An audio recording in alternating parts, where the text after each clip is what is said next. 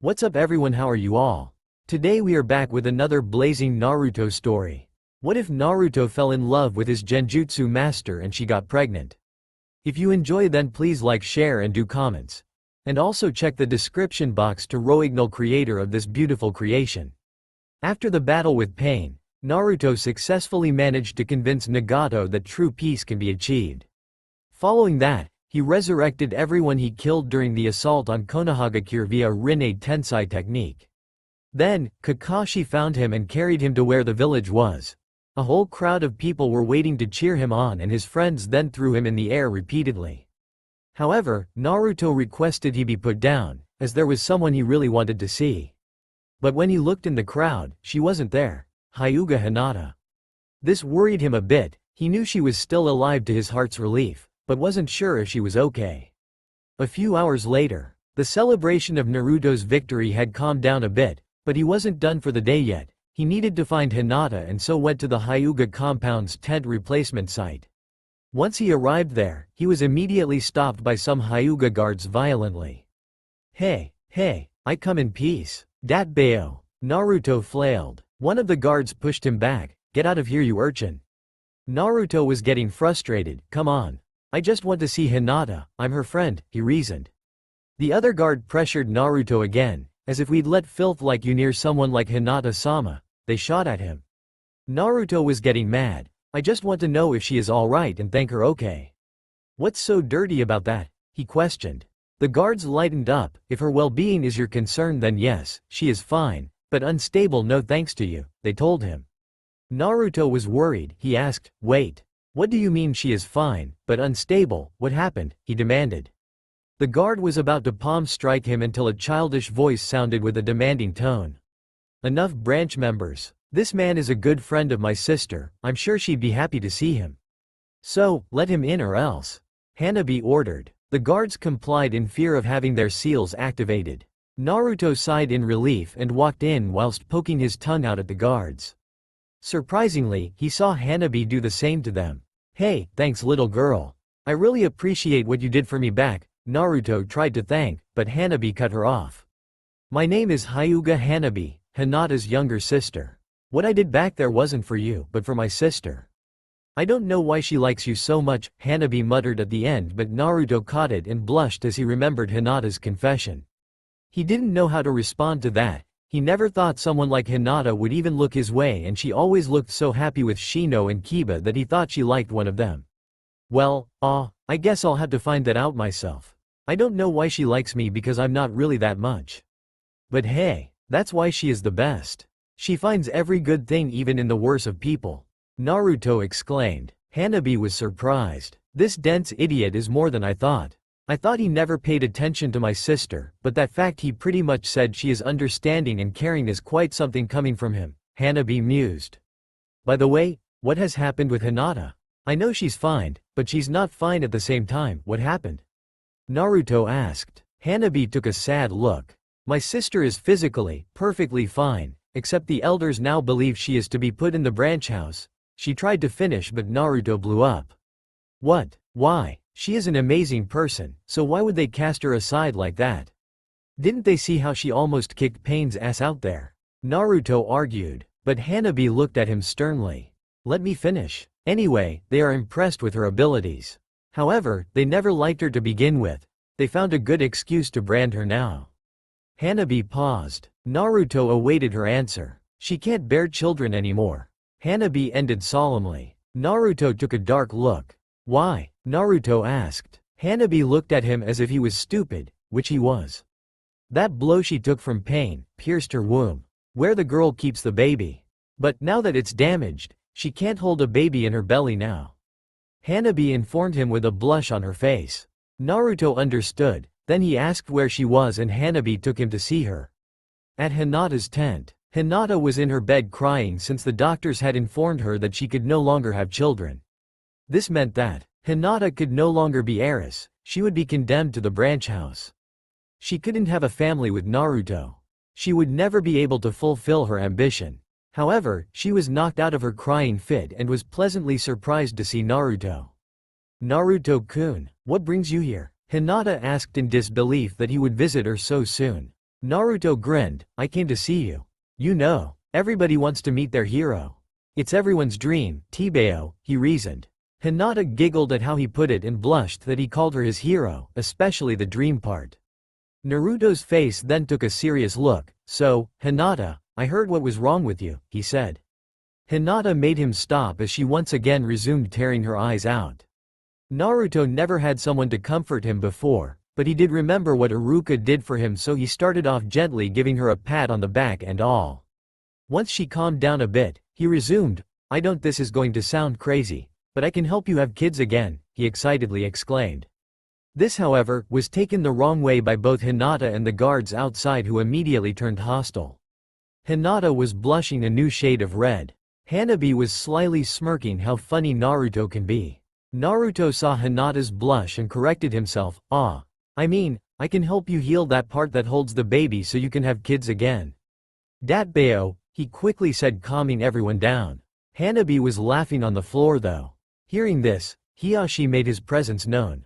Compose yourself, Hanabi, that is not how a main house member acts. Also, Uzumaki-san, how do you think you can help Hinata with her condition? He demanded. Inside he was hopeful, this dirty street rat could somehow help his daughter, then he'd take it. Naruto nodded furiously and said, yeah, but we are going to have to head to the hospital campsite where Shizune-chan and Sakura-chan is. Hiyashi, Hanabi and Hinata nodded. They decided to head there immediately, with a hotly blushing Hinata being held by Naruto, much to Hiyashi's distaste and Hanabi's entertainment. At the medical campsite, Sakura and Shizune, who recovered just on time to help out healing the shinobi who were still alive and had injuries. Fortunately, the two managed to get through most of them with help from the rest of the medical teams who were still around. So, there were some beds that were free. Then, suddenly, Naruto bursts into the tent with Hinata in his arms with Hiyashi and Hanabi following behind and shouts, Sakura-chan. Shizune-chan. Hinata needs help. They looked at him dumbly as they saw she had fainted and were about to tell him it was nothing to worry about until. Sakura-san, Shizune-san. Uzumaki-san believes that he can heal my daughter's womb with your assistance. Please, I beg of you, save my daughter's future. He bowed, which stunned the three girls who were awake. It's okay, she's our friend, so of course we'll help. But Naruto, what does this have to do with you?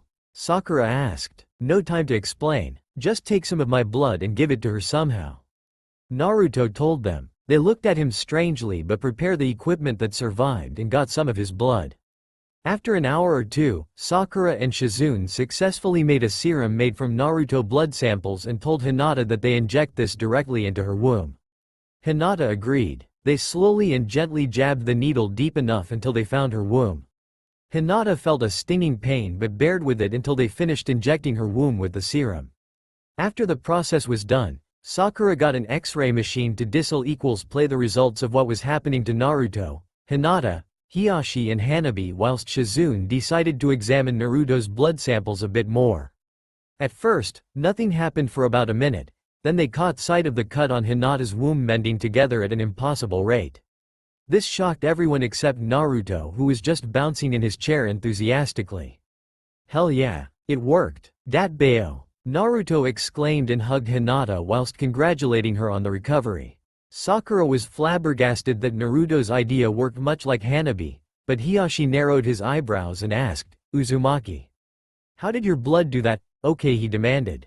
Naruto tried to explain but Shizune came and did it for him. I believe I know what happened. Good lord, I can't believe we never checked your blood samples before. Anyway, Hiyashi-sama, Naruto's blood has hyper-regenerative properties that allowed Hinata's womb to heal from an impossible state. Shizune informed everyone in Hinata's section. Naruto just nodded in agreement whilst everyone else just thought about it a bit more. Hiyashi then asked one last thing, so, what does this mean?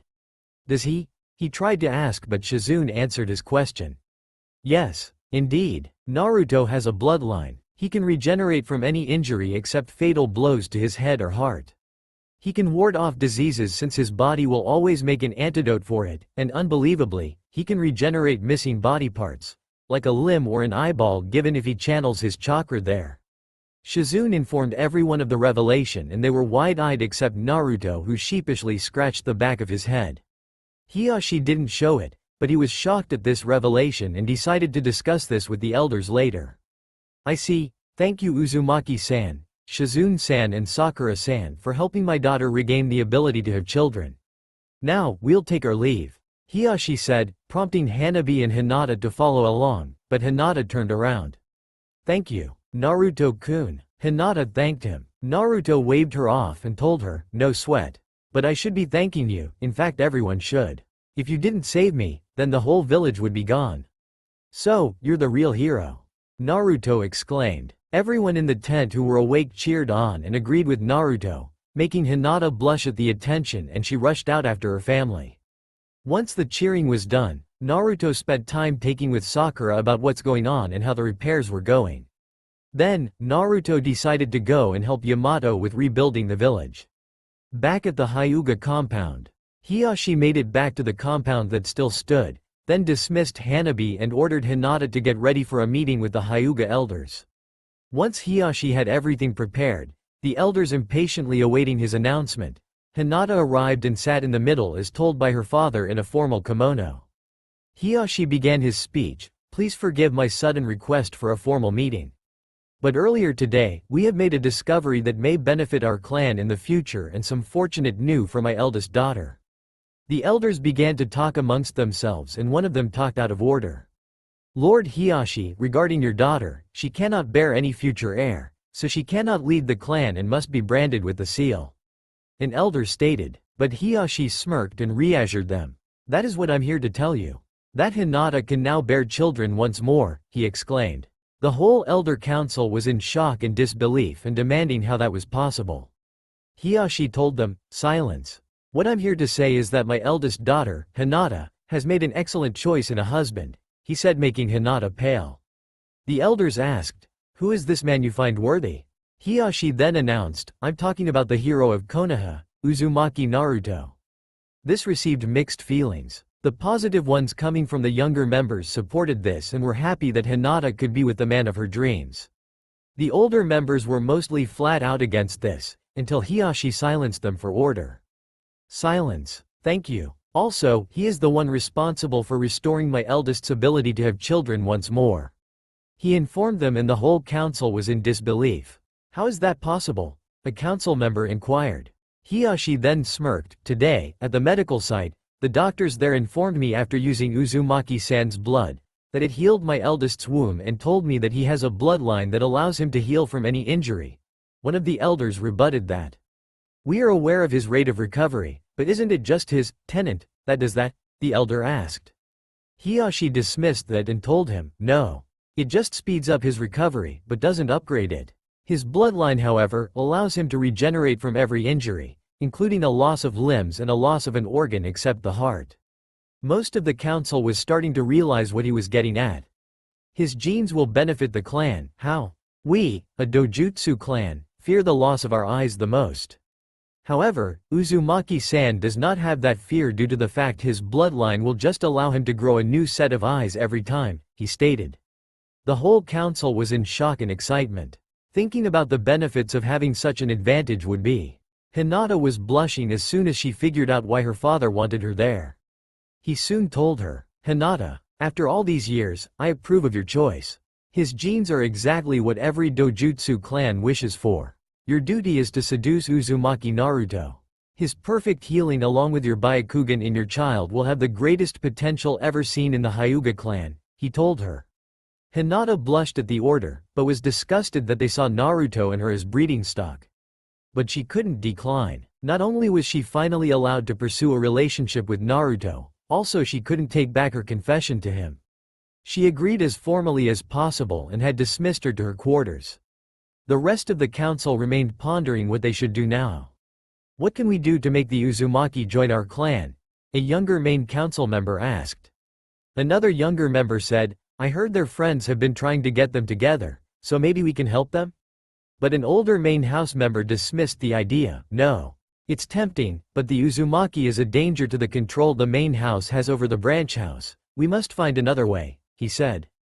The younger council members asked why. Another older member answered the question, if he joins the clan, he'll endanger the tradition of the seal we Hyuga follow.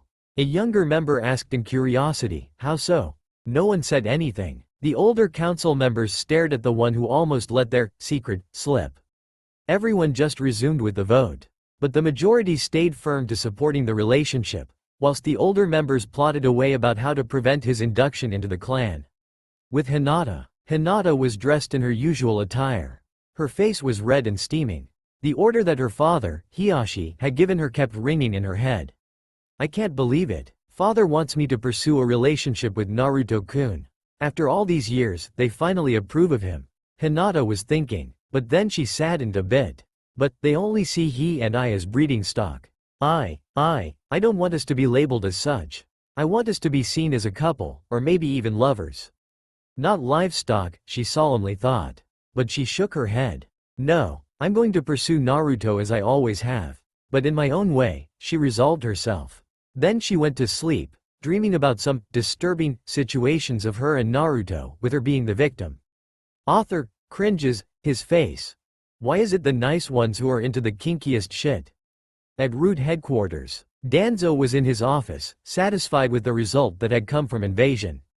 He was originally planning to initiate his plan to become Hokage, however, an Anbu Root agent came along to inform him of a certain development. "Lord Danzo, a development has occurred regarding the Jinchuriki," the Root agent said, emotionless. Danzo grunted in affirmation. The Root agent continued, "Lord Danzo, we have discovered that the Jinchuriki has a bloodline that heals him from any wound, including loss of limbs or organs, such as an eyeball," he informed. Danzo didn't show it, but he was surprised. Instead, he simply asked how he found out. The Root agent narrated how he was disguised as one of the patients in the medical tent and overheard this discovery when Sakura and the Hokage's assistant made a serum out of Naruto's bloodline to heal the Hyuga heiress' damaged womb. Then the agent gave another piece of news that inspired another plan more appealing to Danzo than becoming Hokage. "Also, I infiltrated the Hyuga compound and learnt that they have ordered their eldest heiress to seduce the Jinchuriki, as his bloodline would eliminate the fear that plagues all dojutsu-wielding clans, the loss of their eyes." The Root agent finished. Danzo dismissed the Root agent and went back to brainstorming. This provided Danzo with a new approach. Not only does the Jinchuriki possess a bloodline that could enhance his Root ninja, he could use this chance to better his image in the public eye. How so? Well, many years ago, his agents reported an unnecessary detail about the Hyuga heiress, Hinata's crush on the Jinchuriki. He didn't pay it any mind as he thought it would fade with time, but was surprised how strong her feelings became for the Jinchuriki that she'd risk her life for him. He also knew that the two's friends have been trying to get them together for a while. So, it wasn't like Danzo to do this, but, if playing matchmaker was a good way to earn a better public image to become Hokage, then he'd do it. Besides, if the Jinchuriki and the Hyuga heiress do combine bloodlines, then their children would be one of the ultimate weapons Konoha will ever have. Perfect Byakugan eyes enhanced by the Uzumaki's chakra, all secured by the Jinchuriki's perfect healing ability to restore any eyes they have lost, he talked to himself. He uncharacteristically chuckled, unnerving his Root Anbu.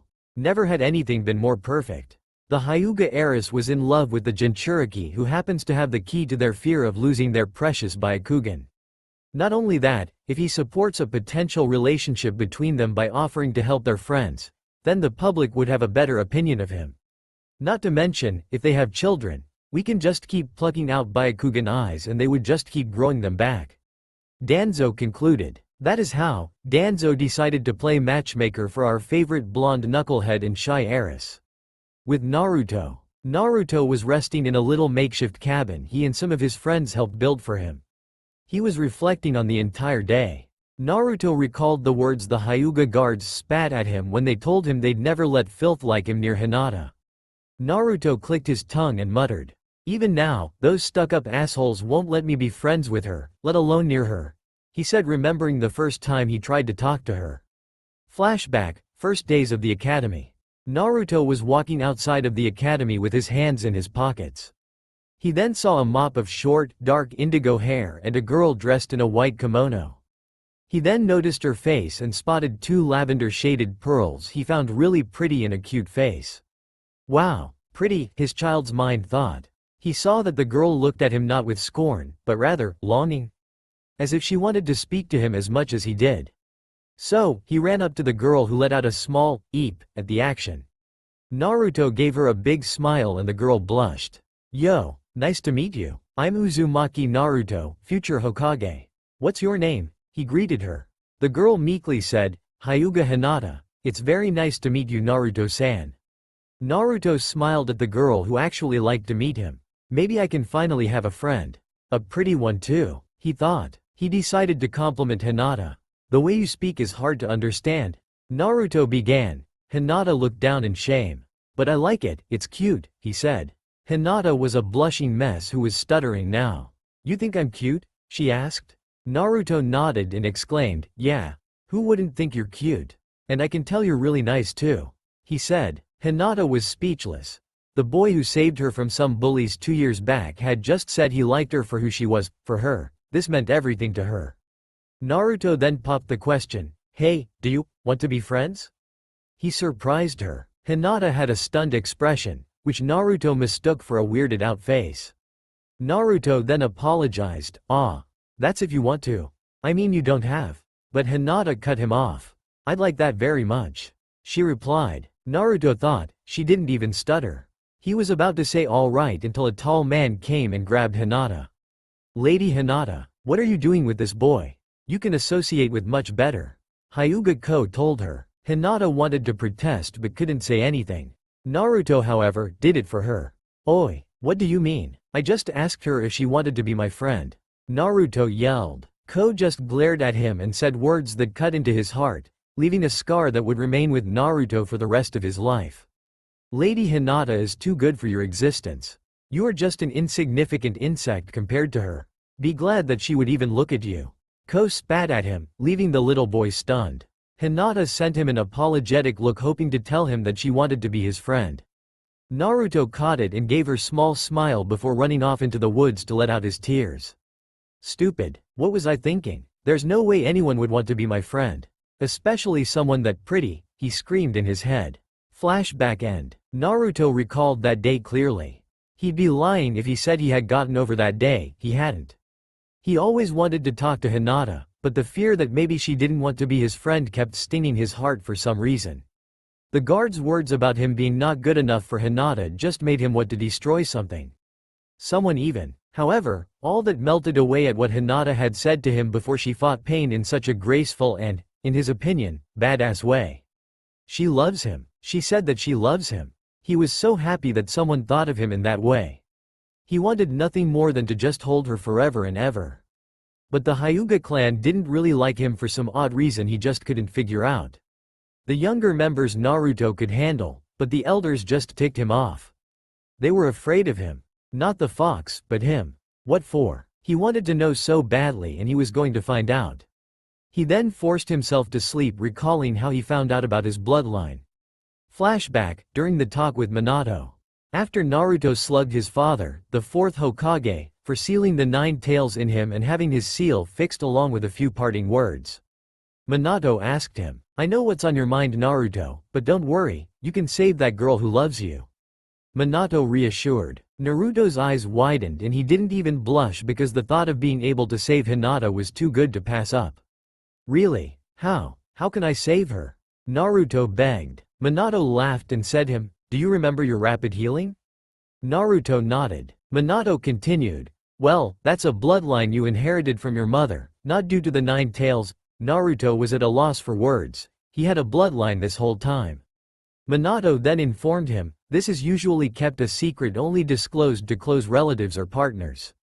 But your blood has hyper-regenerative healing properties that can heal you and someone else from any injury. Naruto was in awe at his bloodline and shouted, I knew I was awesome. Making his father laugh. Minato then told him how to do it. If that girl is still injured physically but her life isn't in danger too much, then you can ask one of the doctors to transfuse your blood into her to help her. Naruto was relieved. He could save Hinata from certain death with his blood and thanked his dad profusely. But Minato took a stern look. Be careful about who you say this info to. If anyone caught wind of this, your life will be even worse than it was before. Naruto looked at him seriously and reassured him that he has people he can trust and not to worry before leaving. Minato nodded and said his goodbyes. leaving a happy and heart-warmed Naruto. Flashback end. Naruto was thinking back on how lucky he was to be able to save Hinata in some way, shape or form. He didn't know that Hinata being able to have children was a big deal in her family. But then again, she was technically a princess, so she is put through a lot with all the things about her being put down by her family and whatnot. He then shot his eyes open. Oh shit, her dad and her little sister heard about my bloodline, he panicked. However, he settled down after he reasoned that Hinata is a good person, therefore, her direct family wouldn't mouth off his secret. How wrong he was. The next day, Naruto. The sun was rising, when everyone else still asleep. Naruto was up and not energetic. Despite the high levels of energy he was known for, he was quite the zombie during the early hours of the day. But this wasn't anything new for our favorite knucklehead. His trick was to run ice-cold water over his entire body in the shower until he felt warm. Trust me, it does wonders to wake you up. His temporary shack may not have had running water yet, as he and his friends only had enough time to build the shack's bedroom, bathroom and kitchen, dining room, as well as the expertise in only knowing how to build barricades which never involved water pipes. But that's okay, Naruto had solved this problem with a little bit of what Jiraiya called it, the art of sealing. Just because his training journey focused on controlling the Kyuubi's chakra, that doesn't mean his master didn't brush him up on the basics. Apparently, what Jiraiya called basics was stuff like high-intensity interval training, mastering natural movement and blending in the crowd. But what stood out the most was sealing jutsu. Jiraiya often was brushing down a new seal every now and then, spiking Naruto's curiosity. When Naruto had asked if he could learn more about it, Jiraiya had a proud aura like no other. Jiraiya was happy to teach Naruto the basics, and gave him many scrolls on sealing. Naruto remembered one time he noticed that his master never referred to sealing jutsu as jutsu. When he asked, Jiraiya went all philosophical and went on about that sealing is an art, not a set range of techniques. What one makes with sealing should be completely from their imagination and most of all, heart. Those who believe sealing arts are like other ninja specializations will never grasp the world of sealing completely. Needless to say, Naruto understood this and loves sealing. It was one of those things he got as if it was second nature, and he loved every second of it. Jiraiya even commented that it would usually take someone at least a decade to learn and comprehend the basics, but the fact Naruto got it in a month meant he was a prodigy in the art of sealing. Naruto chuckled during his shower in the bathroom, which had the faucet and bathtub ready. It just needed running water, which Naruto solved by placing the water seal on the faucet with a hot and cold sealing covers on the bathroom walls. What he remembered was when he figured why he found sealing easy was due to his pranks. The symbols reminded him of the swirling patterns he used to place everywhere and other images, which indirectly made his brushing skills perfect.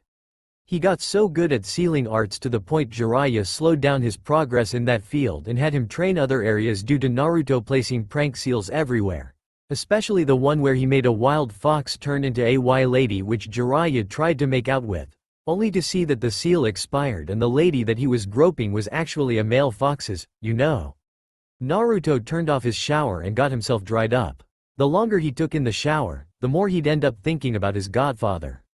So, to cheer himself up, he decided to go to the recently rebuilt and upgraded Ichiraku's ramen stand. 15 minutes later, as Naruto walked through the empty streets of Konoha, he was enjoying the orange glow the rising sun was giving off, because not only was it his favorite color, it also inspired him to rise himself, from a dull orange glow to a radiant white and gold shine. He too will become the brightest star in the world. However, Naruto's good mood was knocked down a notch as he made it to Ichiraku's and realized it was too early in the morning, it wasn't opened yet. Naruto was depressed. He woke up early and now he must spend 4 hours with an empty stomach. His mind sparked, maybe he didn't need to go to a restaurant, maybe he just needed to find someone who could cook for him this early in the morning. He began a list of people on his mind. He immediately crossed Sakura out of his mind. Why? Her medicine balls were terrible and admittedly, she was too spoiled, and Naruto knew he could cook better than her. Okay, comparing Sakura's cooking skills and his own wasn't fair since Naruto had to teach himself at an early age. Ino came next. Well, she was the same as Sakura, not to mention, she'd never cook for him after that one mission where he pissed all over the roof and she touched it thinking it was beautiful rainfall. That's the merit of drinking only ramen broth, milk and water for most of your life. Tenten was an orphan like himself. He knew she could cook for herself, but being a weapons mistress, she was more of the type to supply chef's equipment rather than be a chef. Shikamaru? Too lazy. Choji knew his food well, but knew he'd eat it himself rather than cook for him. Kiba was kind of mean to him, but in a friendly way. Also, his cooking was dog food, so no. Shino, infestation. Lee was too youthful. His food would most likely be that searing curry of life that destroyed his taste buds. Neji, despite being a better person now, he was still uptight and wouldn't lower himself to being someone's chef. Not to mention his taste were bland. Naruto sighed. It looks like he'd have to catch some food for himself in the forest. Until he remembered Hinata. Naruto's eyes gleamed and a huge smile broke out on his face. Of course, Hinata. She would cook something for me. Not to mention her cooking it the best, Datbeo. I'll be so jealous of the person who lands her as a wife. Naruto exclaimed. Surprisingly, no one woke up, not even the 24/7 Anbu, or even the root agents. Naruto then said, if I recall, Hinata should be up by this time. And so, Naruto headed towards the Hyuga compound. Wait, how does Naruto know when Hinata wakes up? Let's just say, the more someone said you can't have it, the more you want it. Put that any way you want. At the Hyuga compound, Hinata was sleeping happily due to having a wonderful dream she had of Naruto and herself. She dreamed of being used, roughly and eaten greedily by Naruto in one of his secret hideouts. Yes, Naruto has a few hideouts where he keeps most of his important belongings and his pranking tools. How else do you think he manages to always have more pranking tools at his disposal despite Iruka and the Anbu confiscating them all the time? How Hinata knew about some of them? Well, she stalks him and found out about his elaborate network hideouts he keeps. Hinata was surprised and in awe of them. It was as if Naruto was an Anbu infiltration captain. Although, Hinata was still curious, she never once saw everything in the hideouts. This made her wonder if Naruto had other tools in there that he could use on her. Which made her dream about Naruto one day taking her to one of his hideouts and possibly be taken by Naruto. Hinata moaned at the dream loudly. Lucky for her, her room was protected by various seals including window locks, strengthening seals, sound barriers and other state-of-the-art security seals ever since her attempted abduction. Thanks to this, no one, not even the greatest infiltration masters, could bypass her room now. At least, kidnappers and other infiltrators were kept out.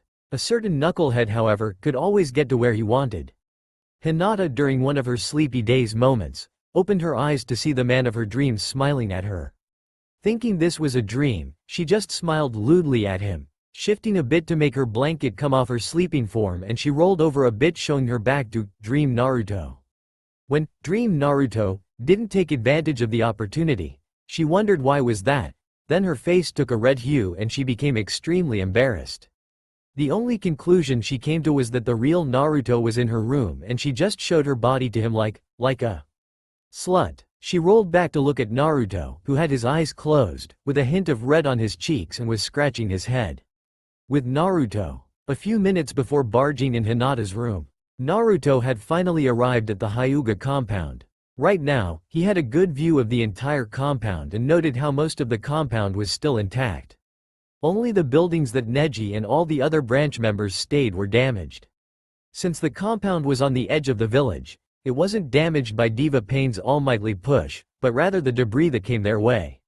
Naruto knew where Hinata's room was due one of his pranks he played on the Hyuga clan, which involved pointing out how all the members, regardless of status, looked the same.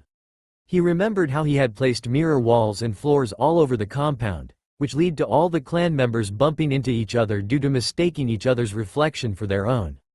Naruto quietly laughed at how the Hyuga clan was panicking and in distress that someone had infiltrated their compound without leaving any traces. No one could blame Naruto since he was barely 6 years old when he did it, and the Hyuga, out of logic, or rather pride, dismissed the idea of a 6-year-old being able to do what even all Anbu from enemy villages could only wet dream about. So, Naruto was safe. It was one of his top 10 pranks. He felt good about himself at the accomplishment. Then he remembered at the academy when he took a few glances in Hinata's direction, he saw the bright smile on her face for the whole week. He didn't know why, but making her smile was subconsciously the most important thing in the world to him. Back to the matter at hand, ever since then, the security had been amped up as Naruto accurately concluded. Not wanting to take chances, he assumed the lotus position, clearing his mind and gathered natural energy to enter Sage mode. Once that was done, sneaking into the compound was a trivial matter. One interesting detail he kept note of was the fact that the Byakugan apparently couldn't see natural energy, as he saw that a Hyuga was training his Byakugan and wasn't aware of Naruto's presence. Naruto smirked, who knew Sage mode doubled up as a sensory scrambler. Then Naruto managed to find Hinata's bedroom window. He looked inside and saw nothing. If he looked at the window more closely and realized a permanent genjutsu on Hinata's window that stopped anyone from seeing who was in her room, including the Byakugan wielders. How? He noticed the slight blur on the corners of Hinata's bedroom window. Naruto also took note of the ceiling locks on her windows. Naruto was excited. It wasn't every day a ceiling master aspirant could put his skills to the test.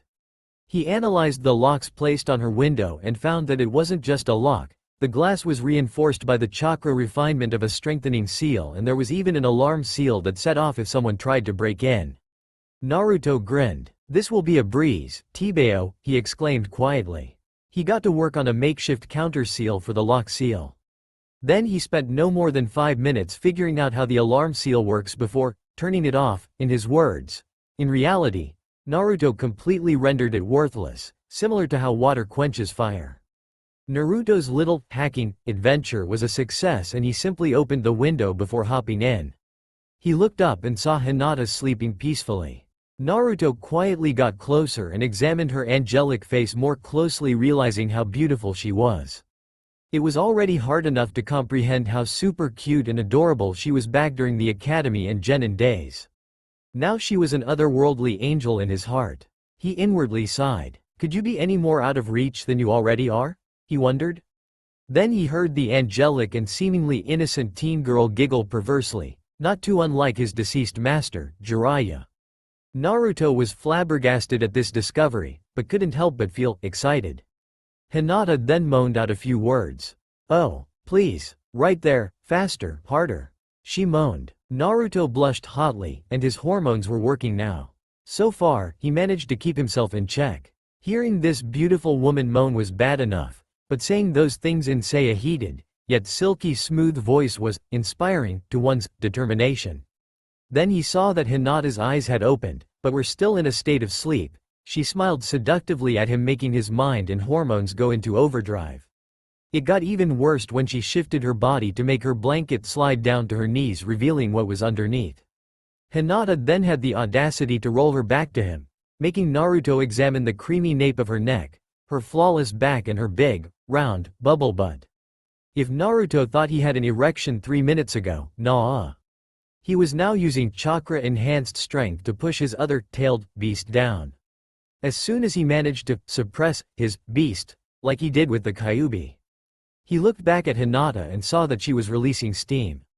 Hinata quickly rolled back, showing her red, mortified face and completely awake. Naruto squinted his eyes as if they were closed and sheepishly scratched the back of his head.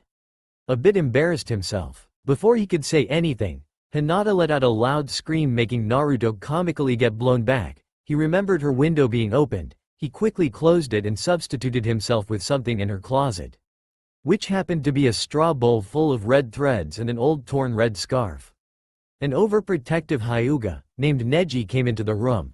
"Hinata-sama, what's wrong?" Neji asked. Hinata was covering herself with her blanket, hiding her entire body. "Nothing, Neji-nisan. I had a bad dream, that's all," she quickly lied. Neji, who couldn't see her face and took her stuttering as her usual speech patterns, accepted this. He went back to resuming his duties. Once the coast was clear, Hinata slowly got herself out of her bed and walked to her closet to get her clothes. Once she opened it, an orange and black clad bundle had fallen out on top of her. She had her eyes open the whole time. She realized this was Naruto, who was on top of her whilst she was wearing only an almost see-through nightgown, with no bra and no panties. Naruto himself had looked back to her and grinned. "Good morning, Hinata, Tabeo. I came to see you," Naruto greeted. Hinata was at a loss for words. The situation they were in as well as the compromising position made her think that Naruto was here for recreating Icha novels that she secretly read in her free time. Despite the cute, shy and innocent image Hinata may give off, she was actually a pretty perverted girl, but her timidness effectively hid that. Hinata began stumbling in her response. "Hello, Naruto-kun," she managed to say. Naruto grinned back, making her feel faint. "Hee, how you doing? You have a nice dream, Tibeo," he asked. Hinata's red face became even hotter. "Did you hear any of it?" she asked. Naruto took a moment to think. Then he smiled in a goofy manner. "A little bit," Naruto admitted. Hinata was embarrassed and assumed he knew she was dreaming about him. So, the only way to escape this situation was by way of fainting spell. Hey, Hinata, are you okay, Tabeo?" Naruto panicked and quickly got off her. Naruto was upset. Not only did he have to wait longer to ask Hinata if she could cook something, he'd have to wait without being able to talk to her.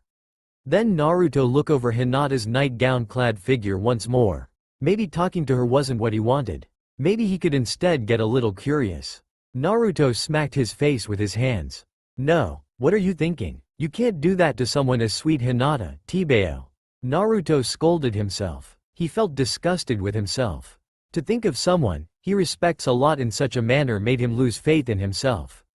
Instead, Naruto, after taking a deep breath, he scooped Hinata up in his arms and laid her back in her futon carefully.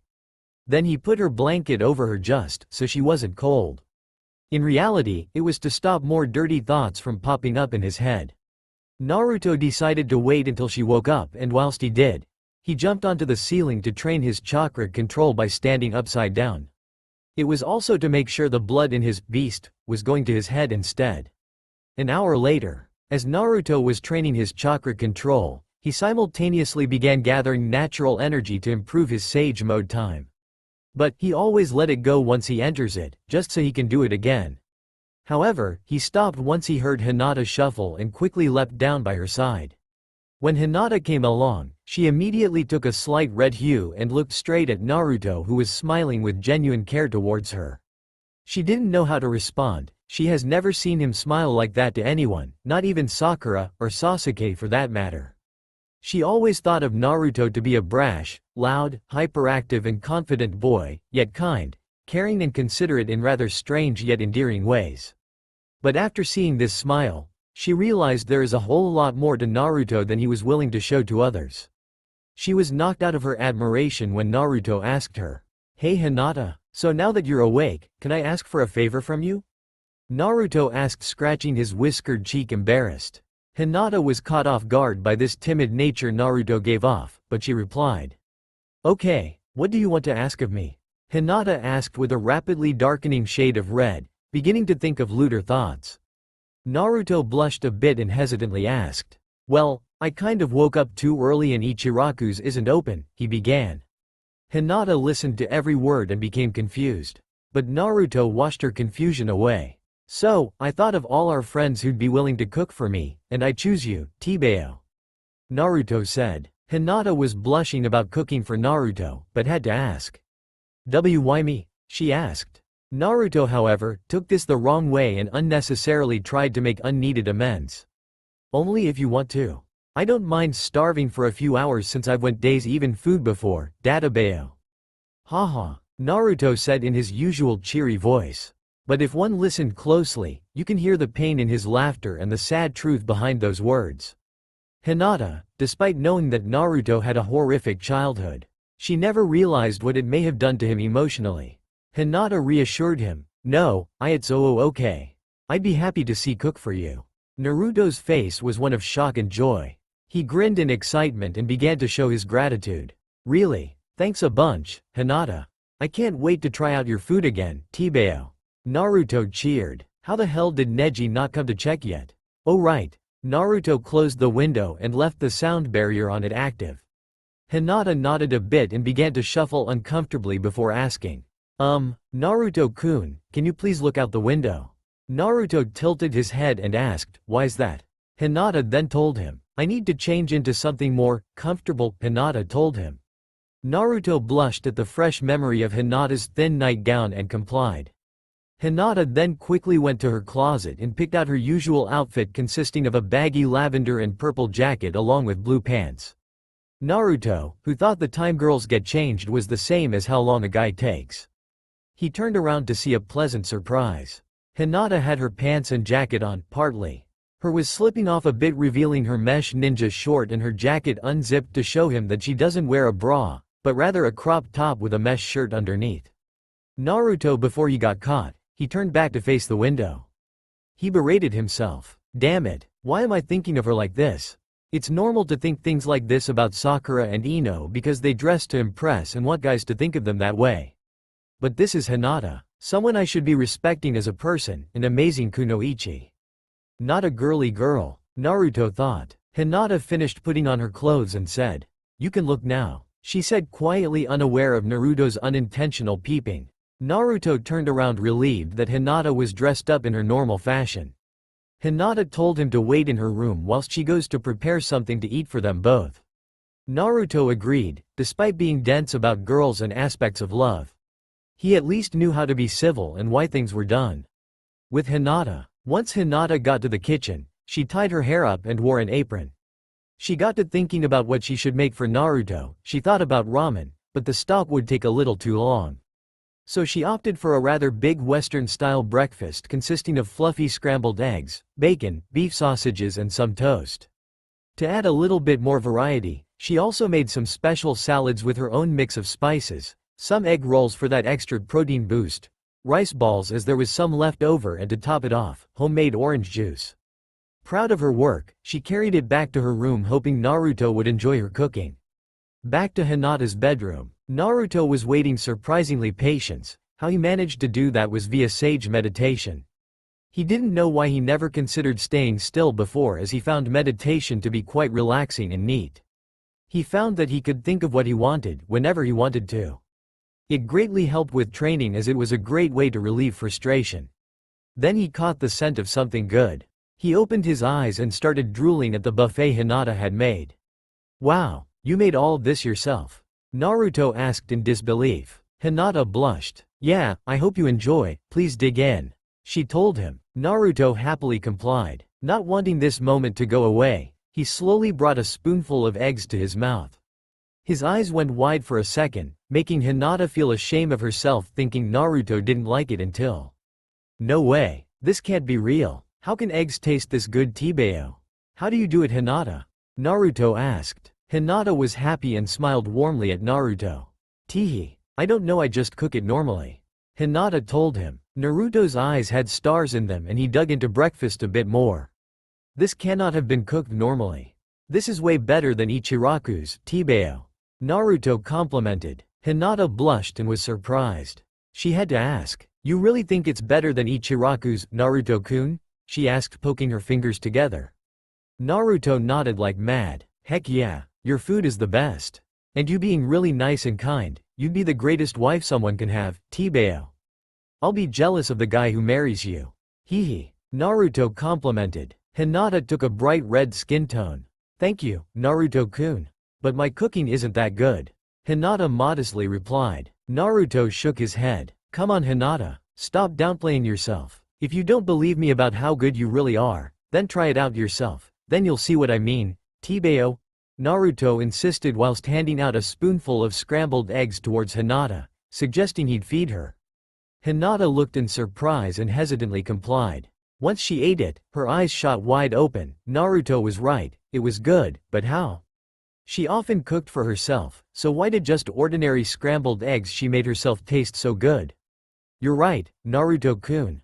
It is good?" Hinata told him. Naruto grinned. "I told ya, join me. It'll taste even better with you around, Datbeo," Naruto stated. Hinata blushed at those words. He said it'd taste better with me around, not it'd taste better with company. Hinata's mind went into overdrive. The two began to eat in a comfortable silence, with a silly joke from Naruto here and there making them laugh. Then it hit her, how did Naruto get in her room? In a compound full of all-seeing people, and into her room which had Konoha's state-of-the-art ceiling security measures. She had to ask, Naruto-kun," Hinata began. Naruto stopped eating and replied, "Yeah?" in a happy tone. Hinata asked, How did you get into my room? Naruto simply replied, through the window of course. As if it was the most obvious thing in the world. Hinata, however, was shocked.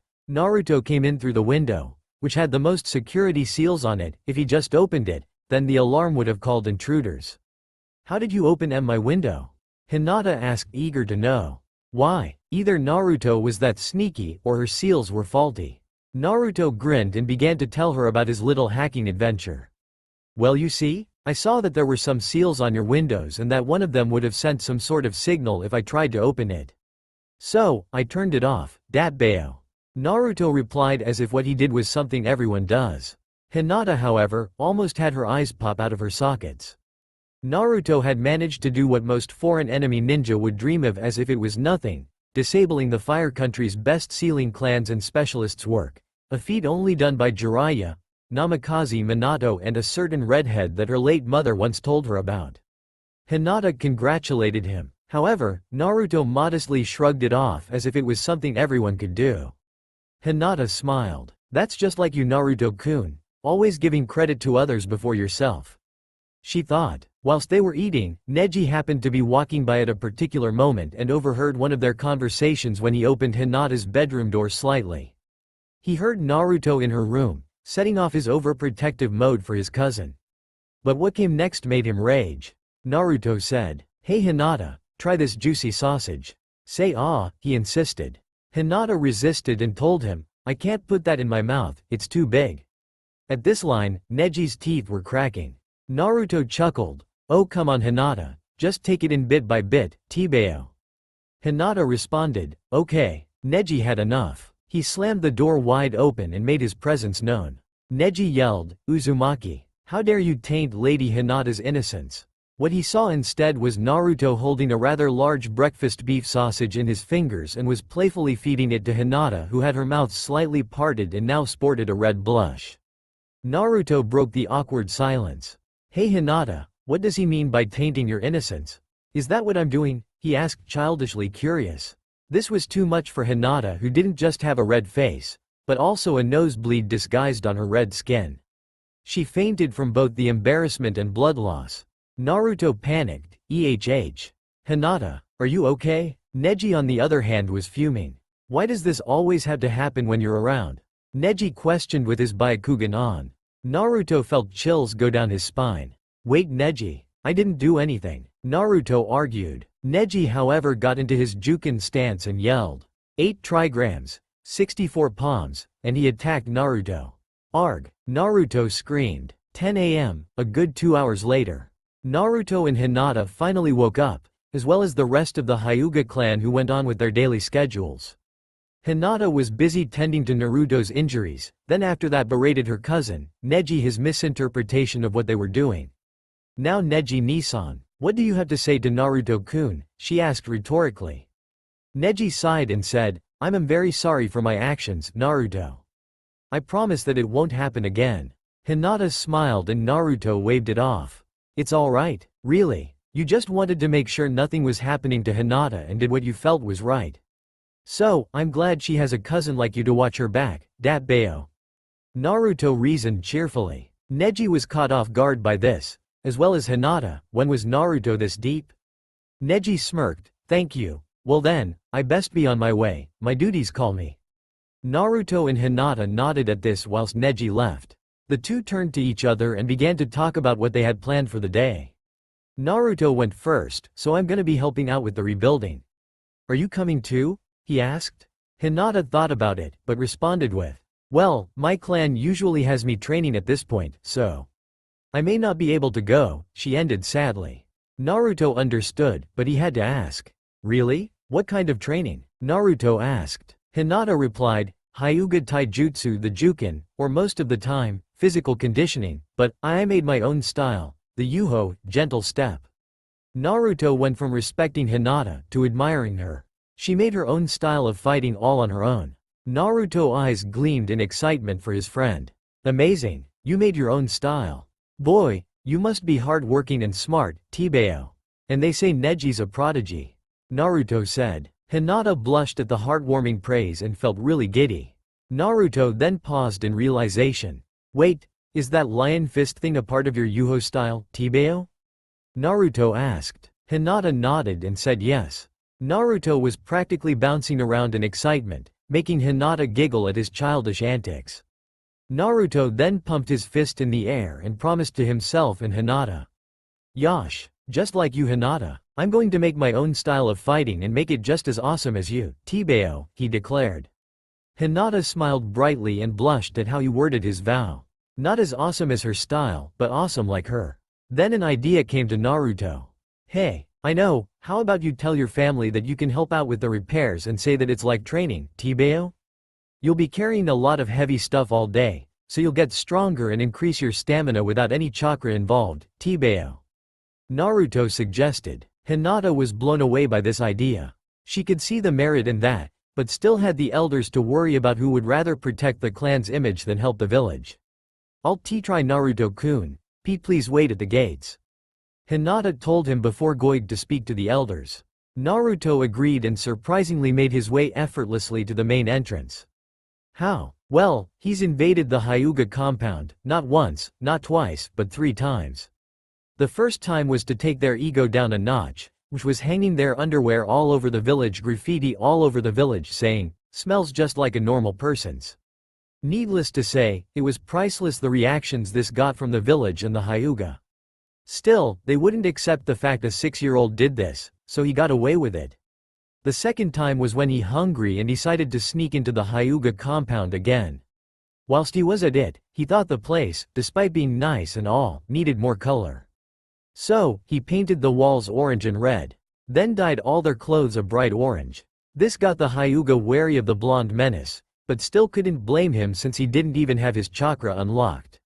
The third time was the mirrors he placed all over the compound. Naruto, after this attempt, was in disbelief. You'd think the Hyuga would improve their security after the last 2 pranks. Unknown to him, they did change their security, hence the extra alarm seals, sensor seals, lock seals, you name it. Even then, Naruto always managed to sneak in undetected. Once Naruto made it to the front entrance, a stoic voice called out to him. "Greetings Uzumaki-san," Hiyashi said. Naruto turned to him and exclaimed, "Yo! Hinata's old man, how are you doing, Tibeo?" he asked. Hiyashi was irked. How dare this boy call him, the Hyuga head and council member, and old man? Either this kid was stupid or he just had balls. Hiyashi kept his mask. "I'm doing quite well, Uzumaki-san, especially since my eldest finally happy thanks to you," Hiyashi stated. Naruto scratched his cheek in embarrassment and asked him, It was nothing, Tibeo. But can you please just call me Naruto, old man? All that Uzumaki-san stuff kind of puts me off," he asked. Hiyashi saw his chance and responded, "I will if you stop calling me an old man." He negotiated in a menacing voice. Naruto's sweat dropped. Sorry, I mean, Hinata's dad. I was never really taught how to address others. So, I'm not sure if I'm being rude or not, Tibeo, hehe," Naruto chuckled. Hiyashi, however, despite his mask, pitied the boy. He had forgotten that Naruto lives on his own, meaning no one could tell him right from wrong. Despite his cold mask, he was still a father who cared for his children. Even he has some fatherly tendencies which tend to extend to those he thinks highly of. Contrary to what others believe, he actually respects Naruto a great deal, especially with his nephew Neji's new outlook on life. Not to mention, his recent and unexpected solution to stopping the elders from condemning Hinata to the branch family. Hiyashi continued, "I understand, but remember this as it may help you on your journey to becoming Hokage, Naruto." Naruto was shocked. This stoic, cold father he had heard about actually believes he can become Hokage. Naruto grinned. "Thanks a bunch, Lord Hyuga. I'll definitely become Hokage using your advice, Tibeo," whilst giving him the good guy pose. Hiyashi almost smiled at the boy's exuberance. Maybe this boy is good for my daughter other than his bloodline after all, Hiyashi thought. Hiyashi then asked, "So, what are you doing now, Naruto?" Naruto told him, I'm just waiting for Hinata to come help me with the repairs if she can. I told her it'll be just like training, Tibeo." Hiyashi nodded. The method was old-fashioned but effective. After all, being a 3rd Shinobi World War veteran, he knew that the best way to train was through daily activities and lifestyle. Hinata then came out apologizing for being late. She noticed her father talking to Naruto and panicked, thinking something must have went down. "Good morning, father. How are you today?" she greeted. Hiyashi replied, "I'm doing well, Hinata. I take it that you're working with Naruto today." Hinata nodded and caught the fact he called Naruto by his first name rather than his last. Hiyashi told her, "I ask you to take care of yourself and be back before dinner." Hinata nodded and the two began to walk off. Hiyashi then called out to Naruto. "Naruto, come back here for a moment." Hiyashi called. Naruto complied and asked, "What do you need me for, Hinata's dad?" Hiyashi said, "Hiyashi is my name. Also, what do you think of my daughter?" he asked, hoping for a response for his plan to work. Naruto grinned and excitably talked about all of Hinata's good points. "She's amazing. She's kind, caring, understanding, smart, yet strong, patient and super determined, Tibeo. She never gives up at what she puts her mind to. Heck, she's inspirational. She made her own awesome fighting style. I want to be like her, but in my own way, you know." Naruto exclaimed. Hiyashi smiled and caught sight of a beet-red Hinata waiting by the gates who heard those words. Hinata was thinking, "Naruto-kun wants to be like me? He thinks I'm amazing," she thought giddily. Hiyashi then asked, "Is that what you really think?" Naruto shook his head, surprising them both. "I don't think. I know so, Datbeo," Naruto claimed. Hiyashi let a smile break out on his face and Hinata felt warmer in her chest than even her mother ever made her feel, which made her smile genuinely. Hiyashi then ended the conversation. "I see. Also, before you leave, I have something to give to you, Naruto," Hiyashi said. Naruto tilted his head. What for? I don't deserve anything," Naruto protested. Hiyashi told him, "Well, it's just since my late wife, Hikari, had long since passed, no longer keeping me company. I believe that this will be put to better use by you and my daughter, Hinata." Naruto agreed. "Well, if you can't use it, then it'll be more respectful to accept the gift then. Jiraiya-sensei told me that, Tibeo." Naruto cheered. Hiyashi smiled. Naruto held out his palm. Then Hiyashi placed something in his hands. Before removing his hand, Hiyashi smirked a rare sly smile which only Naruto caught. "May you and my daughter have fun," Hiyashi teased. Naruto was confused. Hiyashi removed his hand and walked back inside the main house quickly. Naruto looked at him strangely before looking at what was in his palms. Naruto's jaw went slack with wide white eyes. "These are," Naruto shouted. Naruto stopped himself from saying the rest as it'd bring too much attention. Hinata pulled on his sleeve and asked, Naruto-kun, what did he give you?" she asked. Naruto quickly put it in his pocket and told her. "Ah, just something that Hiyashi said I'll have fun with, Tibeo," he told Hinata with a red face. Hinata accepted his reason and they both went towards the construction sites. Naruto had a red face the whole way, remembering Hiyashi's words about he and Hinata having fun later. Out of all things a clan head like Hiyashi would give him. He gave Naruto 3 folded strips of platinum pack extra large condoms. He was literally encouraging him to have with his daughter. Heck, his master would be happy for him if he saw this. In the afterlife with Jiraiya, Jiraiya was sitting around a campfire watching over Naruto along with 2 of his old students, Yahiko and Nagato. All of them were clapping and cheering. Jiraiya was a red face and perverse smile cheered. My boy, that's my godson for you. Hee, lucky guy, he's basically been given permission to sleep with Hiyashi's fine example of a woman," Jiraiya said, proud of his last student. Yahiko was laughing and cheering too. Ha ha ha, man, he's one lucky guy. I don't even think you sensei even got that lucky," Yahiko said. Jiraiya just agreed. "All the more reason why I'm proud of him," Jiraiya replied. Nagato smiled and chuckled a bit. "That's our Kohai for sure, and my fellow clan's member," Nagato said. Everyone laughed. Then it hit Yahiko. "Wait, you have a clan? Why did I never hear of this?" Yahiko said. Jiraiya stopped laughing. You don't know about the Uzumaki clan?" Jiraiya asked. Yahiko shook his head. Jiraiya told him, "Man, what do people teach kids these days?"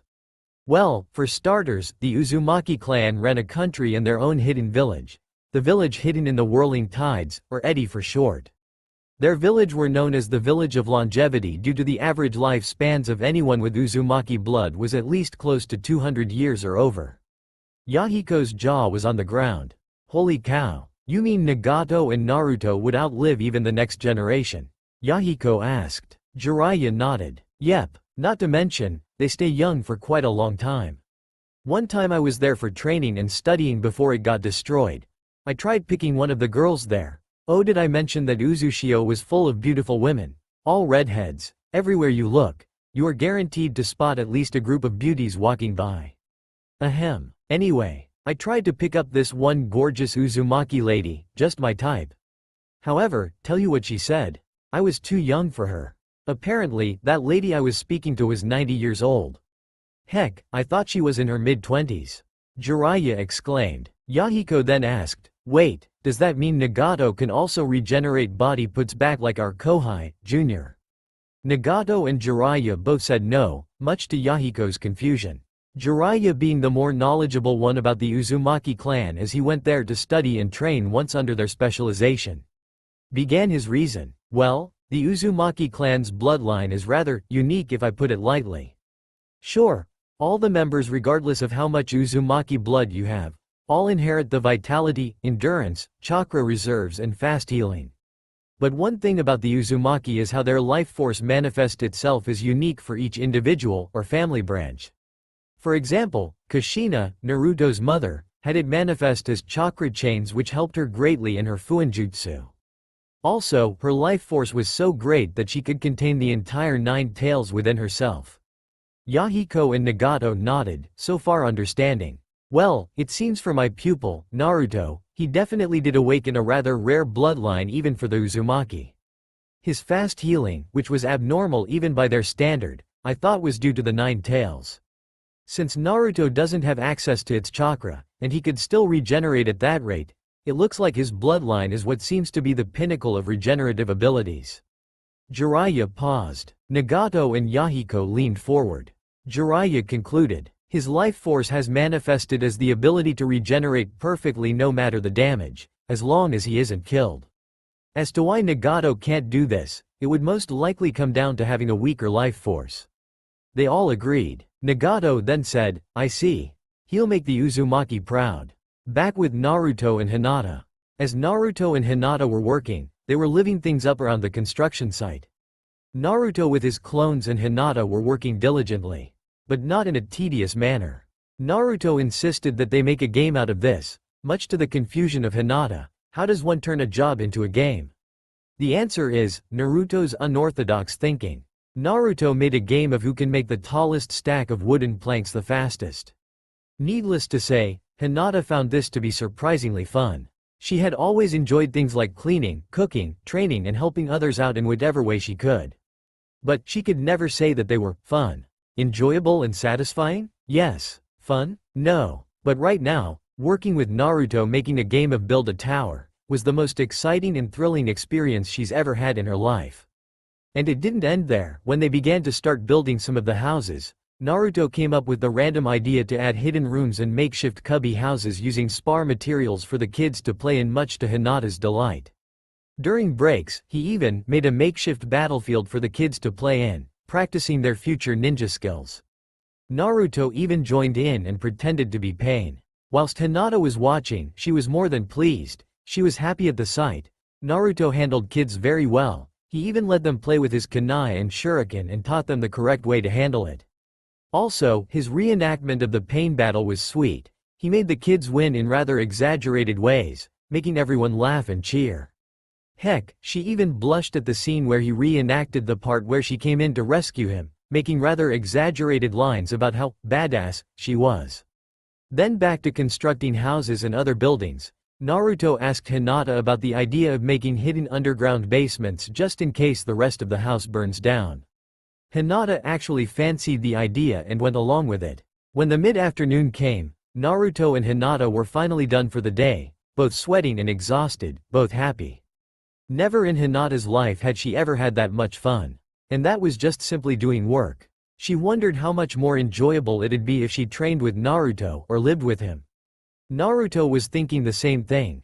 He thought about how much more carefree and exciting things were doing thing with Hinata. Unlike with the rest of the rookies, Naruto didn't feel the need to force a happy atmosphere. Instead, it felt natural to be like that with Hinata, her smile, Her kindness and subtle encouragement made him feel like himself, being able to smile for real, laugh for real and feel like anything is achievable with her around. He rediscovered why he respects Hinata so much, ever since that day he guided her home that one snowy day. No matter how quiet she was, her strength was real, and nothing could put it out. Unlike his, he put on a brave front, which inspired Hinata to release that same genuine courage that Naruto wished he had in him. But being with her, it sparked his own strength he could call his own. Naruto grinned. "So what do ya say we get some ramen, Hinata?" Naruto asked enthusiastically. Hinata smiled at Naruto's energy. She replied, "All right, let's get some ramen," she said without stuttering. As the two were heading over to Ichiraku's, a pink-haired girl happened to stop by them. "Oh, oi, Naruto and Hinata, what's going on?" Sakura called over. Naruto smiled brightly. "Hey, Sakura-chan, me and Hinata are tired from our little fun adventures today. So, we're gonna eat some ramen now, Tibeo," he said. Sakura raised an eyebrow, then asked, "What? Are you two on a date by any chance?" she asked slyly. Hinata blushed and sputtered. However, the whole situation became worse when Naruto simply said, "Yeah, we are," Naruto replied. Hinata blushed hotly and Sakura was gasping. Hinata asked, "Naruto-kun, is this really a date?" She stuttered in disbelief. Naruto nodded and simply said, "Yeah. Isn't that what hanging out with your girlfriend is called?" As if it was nothing. Hinata's head was now using a boil release technique on par with the five-tailed beast, Kakuo. And Sakura was cheering for them. Sakura then said, "Congratulations you two. I can't believe Hinata's your girlfriend now." Naruto looked confused and asked, "What do you mean? She always has been." So what do you mean by that, Tibeo?" Sakura and Hinata looked at Naruto as if he grew a second head. Sakura then asked, Naruto, what did you mean by what you just said?" Naruto grinned and told them, "Well, Iruka-sensei told me that a girlfriend is a friend who's a girl you treat very nicely. And when you want to ask them to hang out with you, you ask them on a date. And you, Ino, Tenten and Hinata are all girls who are my friends, so that makes all of you my girlfriends, Datbeo." Sakura and Hinata were shocked at this revelation. Sakura decided to teach him the error of his thoughts. She grabbed Naruto by the ear and dragged him to a corner and told him about relationships and girlfriends. Naruto ended up screaming, So, a girlfriend isn't a girl who is your friend, but a girl you couldn't live without." Naruto yelled. Sakura hit his head, "That's right you idiot. What did you think dating was? So what do you think now?" She yelled at him. Naruto pouted and covered his ears. "Well, you're definitely not my girlfriend since I could live without the noise," Naruto muttered. However, Sakura took this badly and let out an enraged aura. Hinata on the other hand was, inwardly happy. Naruto-kun doesn't like Sakura-san that way after all, she thought happily. Then she saw Naruto running back to Hinata and hiding behind her. Sakura yelled, "Get back here Naruto. Stop using Hinata as a shield, do you want her to get hurt?" Naruto replied, "No, Hinata won't get hurt because she's going to save me from you." Naruto then got back in front of Hinata and asked her, "Hinata, show her your awesomeness and save me." Naruto encouraged. Hinata blushed at the awesomeness part, then giggled at what happened next. Naruto was grabbed by Sakura and dragged to an alleyway, with Naruto clawing the ground for grip.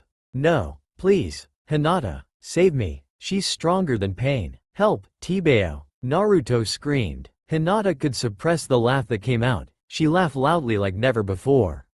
Not a slight giggle or chuckle, but full-blown genuine laughter. It got worse when Naruto then exclaimed, "Sakura-chan, no, not my penis. Oh, my penis. Why did you smash my penis? Not I can never have a family, Tibeo."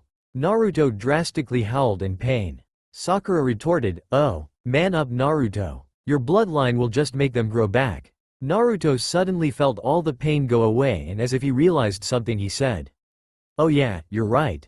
I forgot," Naruto said. They all laughed at the scene and Naruto walked limply towards Hinata with a red patch on his crotch area making Hinata fear for the worst. "Naruto-kun, did Sakura-san really destroy your?" Hinata blushed and struggled to let out the last word.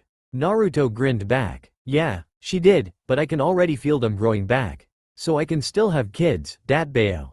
Naruto reassured. Hinata was relieved and blushed a little. The idea of Naruto being able to grow his genitals back was too good to be true for her. Especially with the fact that Hinata has snuck to his apartment a few times and used her Byakugan to peek on him when he showers, or when he used to go to the public bathhouses with Sasuke. It wasn't hard to gauge Naruto's size as he often went commando in the bathhouses, not caring about who see it. And boy did Naruto have something to show. Even if Sasuke was better than Naruto at almost everything, at least Naruto had a huge advantage over Sasuke in terms of chakra capacity and manliness capacity. Naruto's jacket was slightly torn, so when Naruto ushered Hinata in and bent over a little to get inside Ichiraku's Hiashi's gift fell out of his pockets. Sakura saw this and picked them up. She let out an even more menacing killing intent than before. Naruto, what are you planning on doing with Hinata? Sakura questioned, rhetorically. Naruto looked confused as well as Hinata. Just hanging out, eating some ramen and having some more fun training together later, Tibeo. Naruto said confidently. Sakura twitched and slowly raised her hand showing the strips of platinum-packed condoms from Hiashi. Then why do you have condoms with you? Are you trying to spike Hinata's ramen so you can take advantage of her? Is that what you mean by fun later? Sakura yelled. Naruto was sweating and Hinata was blushing badly at the thought of that happening. No, wait, listen, I wasn't going to do any of that. I swear. Hinata's dad gave me those before we left Hinata's home saying he no longer needed them because his wife was gone. Tibeo, he said. Sakura calmed down a bit. Really? Naruto nodded. Sakura was still suspicious but told them to have fun, but warned Hinata to be careful. Hinata reassured her that Naruto wouldn't do anything like that. Once Naruto and Hinata ordered their ramen, Naruto said, I'm sorry for what happened, Hinata. I didn't mean to make things awkward and make misunderstandings. Your dad really just gave them to me saying, he was too old for them now. I wasn't trying to force you into anything, I swear. Please don't hate, Naruto quickly said. Hinata put her soft hand on his cheek. It's okay, Naruto-kun. You're too nice to ever do anything like that. So, I believe in you, Naruto-kun, and I always will. She told him with a radiant smile. Naruto took her image in and smiled a breathtaking one back. Thank you, Hinata. You really are too good to be true, Tibeo. So nice to even someone like me. Naruto said, letting out a few happy tears. Hinata was shocked by this display of emotions. Was this a side of Naruto that he never shows to anyone? Then the ramen came. Naruto immediately retook his cheery aura. Hinata and Naruto began digging in. Somehow, Hinata ate more bowls than him. Naruto found himself looking at her chest, again. He swore that every bowl Hinata ate made them slightly bigger. He blushed at the thought of Hinata's chest growing every time she eats. It'd be like every man's dream come true. Whilst he was thinking, he decided to ask Hinata. Hey Hinata, he said. Hinata looked at him. Yes, Naruto-kun? She responded. Naruto had a red face. Well, is it alright if I call you Hinata-chan? He asked. Hinata blushed a bit. She wondered why he was so afraid to ask that question, but ignored it as she found it cute. Yes, why you may. After all, IICA call why you Naruto-kun. Hinata reasoned. Naruto grinned. Alright Hinata-chan, hee. It's good, Naruto commented. Hinata giggled. Naruto was just so fun to be around. Never a dull moment and always fun. Whilst Naruto was eating, he felt a strange burst in his pants. It was strange. Not only did he feel his crotch heel back, it felt different. Heavier even. He looked in his pants much to Hinata's surprise. Then Naruto said out loud, oh my god, Hinata-chan, it grew back even bigger. Naruto told her. Hinata finally fainted. Tucci was laughing and Ayame had a light blush whilst laughing also. A few hours later, since Hinata had fainted, Naruto and Hinata's time together was cut short and they both had to go home. Once Naruto got back to his little shack, he pulled out the condoms Hiashi gave him and became curious. He opened one of them up and tried to put one of them on. Only to yell in frustration. Come on, these are extra large. It won't even go over the tip, Tibeo. Omake. Hiashi's input. After Hiashi gave Naruto the condoms he had kept over the years, he let out a rare smile. Then Neji came out and questioned his uncle. Lord Hiashi, why did you do that? Aren't you worried that Uzumaki-san is going to defile Lady Hinata? Neji asked concerned. Hiyashi looked at Neji. I see you haven't been informed of the plan. Hiyashi said. Neji looked thoughtful. What plan are you talking about? He inquired. Hiyashi told him, well, it turns out Uzumaki Naruto has a bloodline that a dojutsu clan such as ours have always dreamed of having. Neji's eyes shot open. Naruto has a bloodline? He said in disbelief. Hiyashi nodded. Yes, he can regenerate from any injuries, be it a missing limb, or what we want the most. Hiyashi said. Neji understood and finished for him. Naruto can regrow his eyes. I see, that's why you did what you did. Hiyashi smirked. Exactly, we are trying to get Naruto to see Hinata in such a way that his genes will become part of the clan and have him inducted in our clan somehow. Neji nodded and asked, so what do I do? Hiyashi smirked again. Oh, just give some encouragement here and there. I don't mind if you encourage Naruto to force himself on my eldest. Anything goes. Neji was shocked his uncle would encourage Naruto to force himself onto Hinata. But Neji knew Naruto would never do that, so he agreed. This is why Hiyashi lent Naruto the condoms he once used on his late wife. What he didn't tell Naruto was that, since Hiyashi was a true master of the gentle fist, he using his precise chakra control to put tiny little hole into the condoms so his daughter would get pregnant anyway. Yep, he wanted Naruto genes in the family that much. Another morning had arisen in Konoha, bustling with cheers, grunts and shouts of demands. Sai had recently returned from the Root HQ with new orders from Danzo concerning not just the Nine Tails Jinchuriki, but also the Hyuga Eras due to an interesting development. Therefore, he was deep in his thoughts about how to go about this situation as he was standing by one of the construction sites until Sai. A loud voice came from his favorite person to tease. Sai looked in the direction the voice came from before putting on a smile that looked fake but was real. Good morning to you, Deless. What did you need help with? Your dysfunction? Sai jested. Naruto grew a tick mark as he heard this line. Stop calling me that. You lied to me, ya know?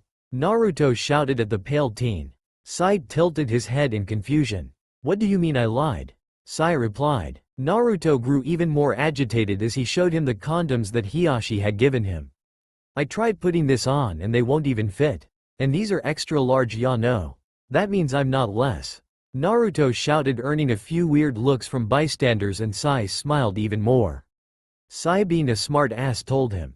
Just because yours is big doesn't mean you aren't less.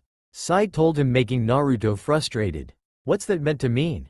Naruto said, really confused. What I meant was that you don't ever have the balls to stand up to girls, especially ugly.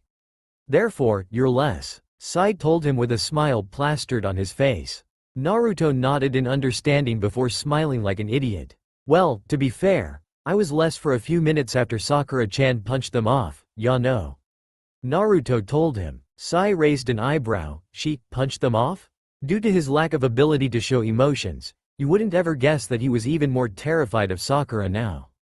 This is bad. Not only is ugly more dangerous, but if Naruto doesn't have his genitalia, then the mission Danzo gave me is a bust. Sai thought. However, Naruto waved off his concerns unintentionally when he told him. But that's alright. My balls grew back, and guess what I found out, Sai? Mine grew back even larger than before, ya know. How cool is that? Naruto told Sai excitedly. Sai blinked a few times before saying. I see. That's good to know. Maybe you should keep doing it until it becomes a tailed beast. Sai suggested. Naruto responded with a dismissive wave. Nah, it hurts even more growing them back than losing them. Not gonna bother, ya know. Sai nodded, taking in more details until Naruto ended the conversation. Anyway, it was nice seeing you, Sai. I'm gonna help with the repairs now. See ya. Hee hee hee. Naruto ran towards the construction site whilst summoning a dozen clones. Sai brought out his notepad and began to write down some information concerning Naruto. Based on my encounter with the Jinchuriki, his bloodline is capable of not just advanced healing, but true regeneration, as the Jinchuriki has described his experience in growing their reproductive organs. Furthermore, it seems that anything the Jinchuriki regenerates, it grows back stronger. For instance, their reproductive organs grew back larger. However, this is noted to be extremely painful. Observation 1. Operation Blonde Babies, 8:47 a.m. Sai closed his notepad before going with his day. He believed he had something noteworthy to present to Danzo. At the Hyuga Manor meeting room. Meanwhile, Sai wasn't the only one hoping to gain more information on Naruto's newly discovered bloodline. In fact, Hiyashi arranged a meeting with the Hyuga Council and elders, who forced him to make this meeting possible. They all wanted more information on Naruto's bloodline straight from Hinata, who was once again seated in the middle of the room. Hiyashi began. Now, we normally do not have meetings at this time of the day, nor more than once a week. But due to the urgency of my daughter's mission, we must press this matter. Hiyashi announced. Many of the council nodded and a few snickered at the way Hiyashi put it. A young council member besides Neji whispered to him.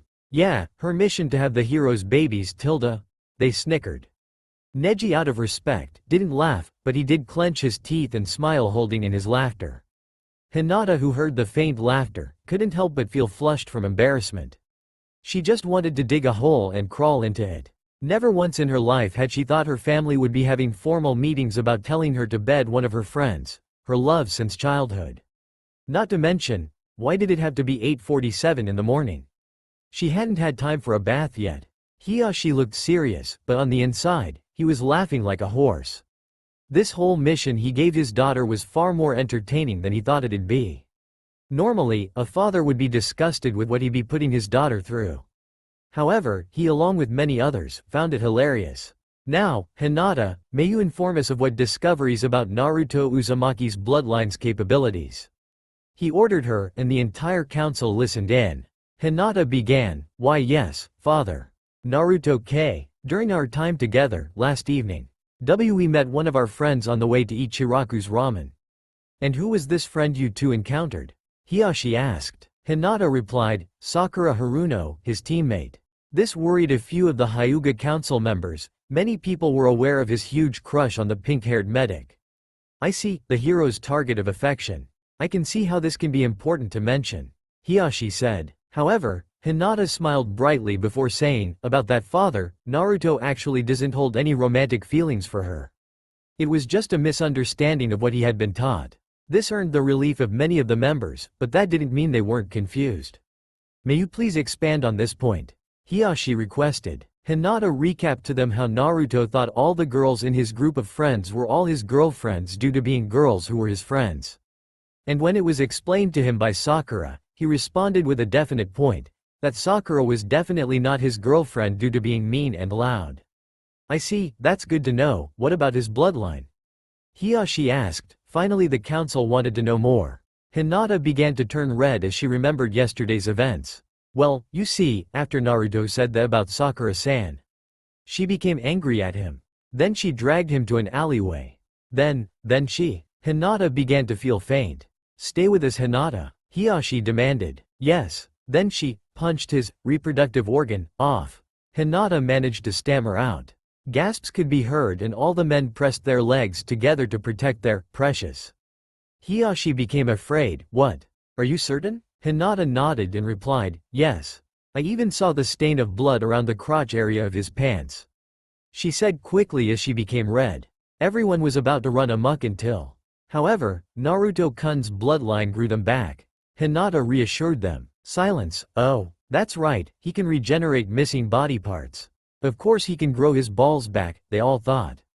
Hiyashi calmed himself. I see, anything else worth mentioning? Hiyashi asked. Then everyone in the room paid even closer attention to Hinata due to the fact she wasn't just blushing, she even had a small nosebleed. After Naruto-kun's genitalia grew back, he looked into his pants and told me that she drew on. That? Hiyashi edged her on. They grew back, bigger. Hinata finished. Now her complexion resembled a radioactive tomato. Everyone now understood why she was blushing so hard and was having a nosebleed. Even the girls in the council who were the same age as Hinata began to blush and have nosebleeds. Contrary to what most people thought, Naruto was actually considered to be one of the best-looking guys in the village. And many of the Hyuga teens and adolescents saw part of what made Naruto so attractive to Hinata and began to crush on him. But out of respect, they backed off, since Hinata claimed her stake on him. But hearing that the village pariah could grow his genitals even larger, well, they hoped that Hinata was willing to share. Hiyashi looked at Hinata and then around the meeting room. He noticed the dazed look on many of the Hyuga girls, and some boys after his eldest's little announcement. This was probably a good time to end the meeting. Thank you for your report, Hinata. That will be all, this meeting is adjourned. He announced to everyone in the meeting. Shuffles could be heard, and everyone finally went back to their routines. Hinata let out a breath of relief now that the meeting was over. Now, it was time for that bath. Hinata, Hiyashi called out to her. Hinata jumped at the sudden call. Why yes, father? Hinata replied. I'd like to inquire when you and the Uzumaki boy will be together again? Hiyashi asked. Hinata blushed but did her best to remain stoic. If it was possible, I'd like to be spending time with him after I bathe. However, only you and the elders can dictate that, she ended solemnly.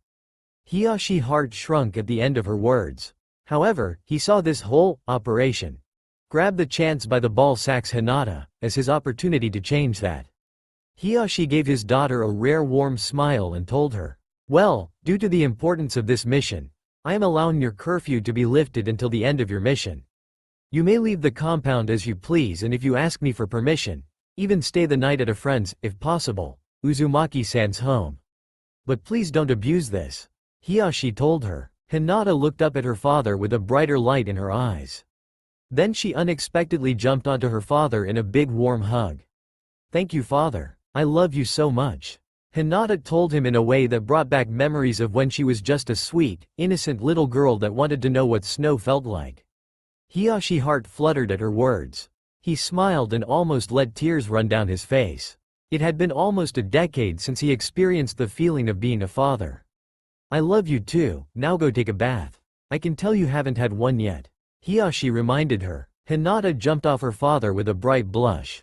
She had forgotten about that and therefore, in a flash, she ran to her personal bathroom for her long-awaited soak. Hiyashi sighed before getting on with his day. He also had plans to ensure his daughter bedded the hero of Konoha. With Team Guy, Tenten and Lee could be seen together at their usual training field by the river. Tenten was observing her green-clad friend who was performing a new workout regime that made her sweat just watching. Lee's new workout involved doing push-ups at the waist instead of the chest level. This meant that he was forced to carry his entire body weight on his forearms, triceps and deltoids. After that, Lee would then begin to attack a tree until it fell over, creating a steep slope. Then, he would perform 100 sets of uphill sprinting on that tree. Tenten then told Lee, Lee, take a break. Neji isn't here yet. She swore that Lee was going to injure himself if he didn't realize that rest was a major component of becoming stronger. Lee told her, I cannot do that, Tenten. After Naruto-kun defeated an opponent not even all of Konoha could scratch, I realized how much I have slacked off. So, I must be willing to go beyond pain to become stronger. He finished that he broke the tree. Tenten gave up on trying to convince Lee to take a break, then she heard familiar footsteps coming from behind her.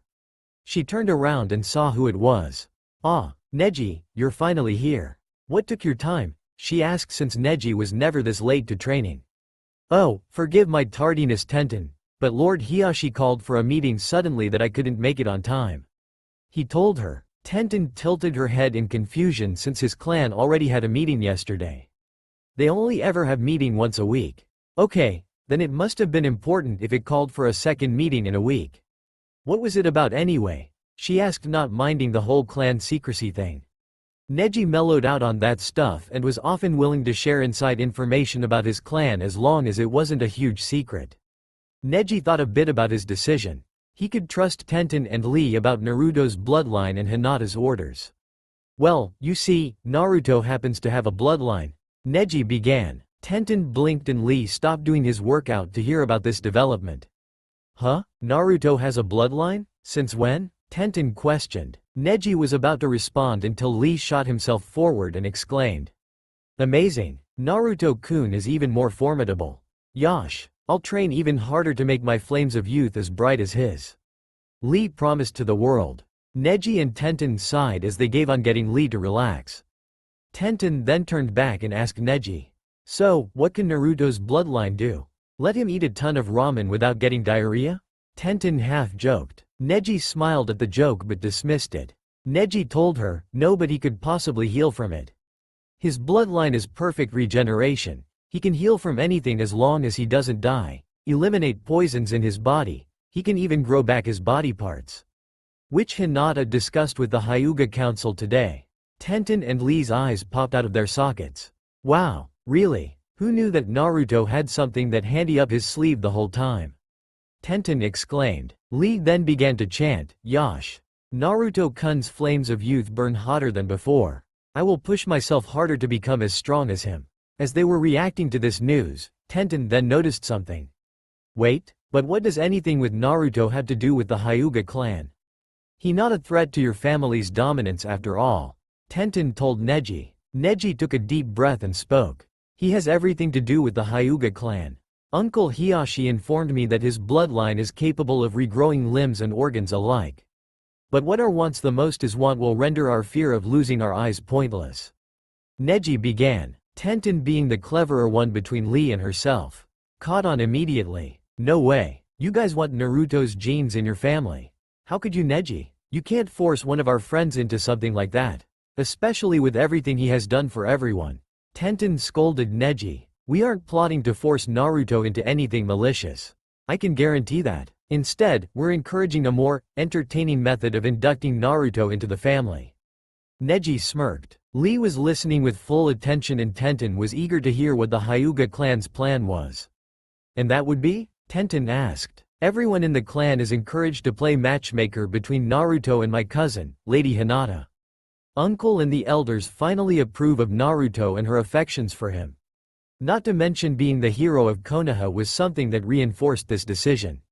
Neji told them. Tenten cheered along with Lee. Finally. Bless Hinata. She can finally go after the man of her dreams.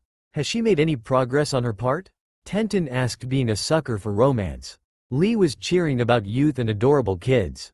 Yes, she and Naruto were hanging out together yesterday.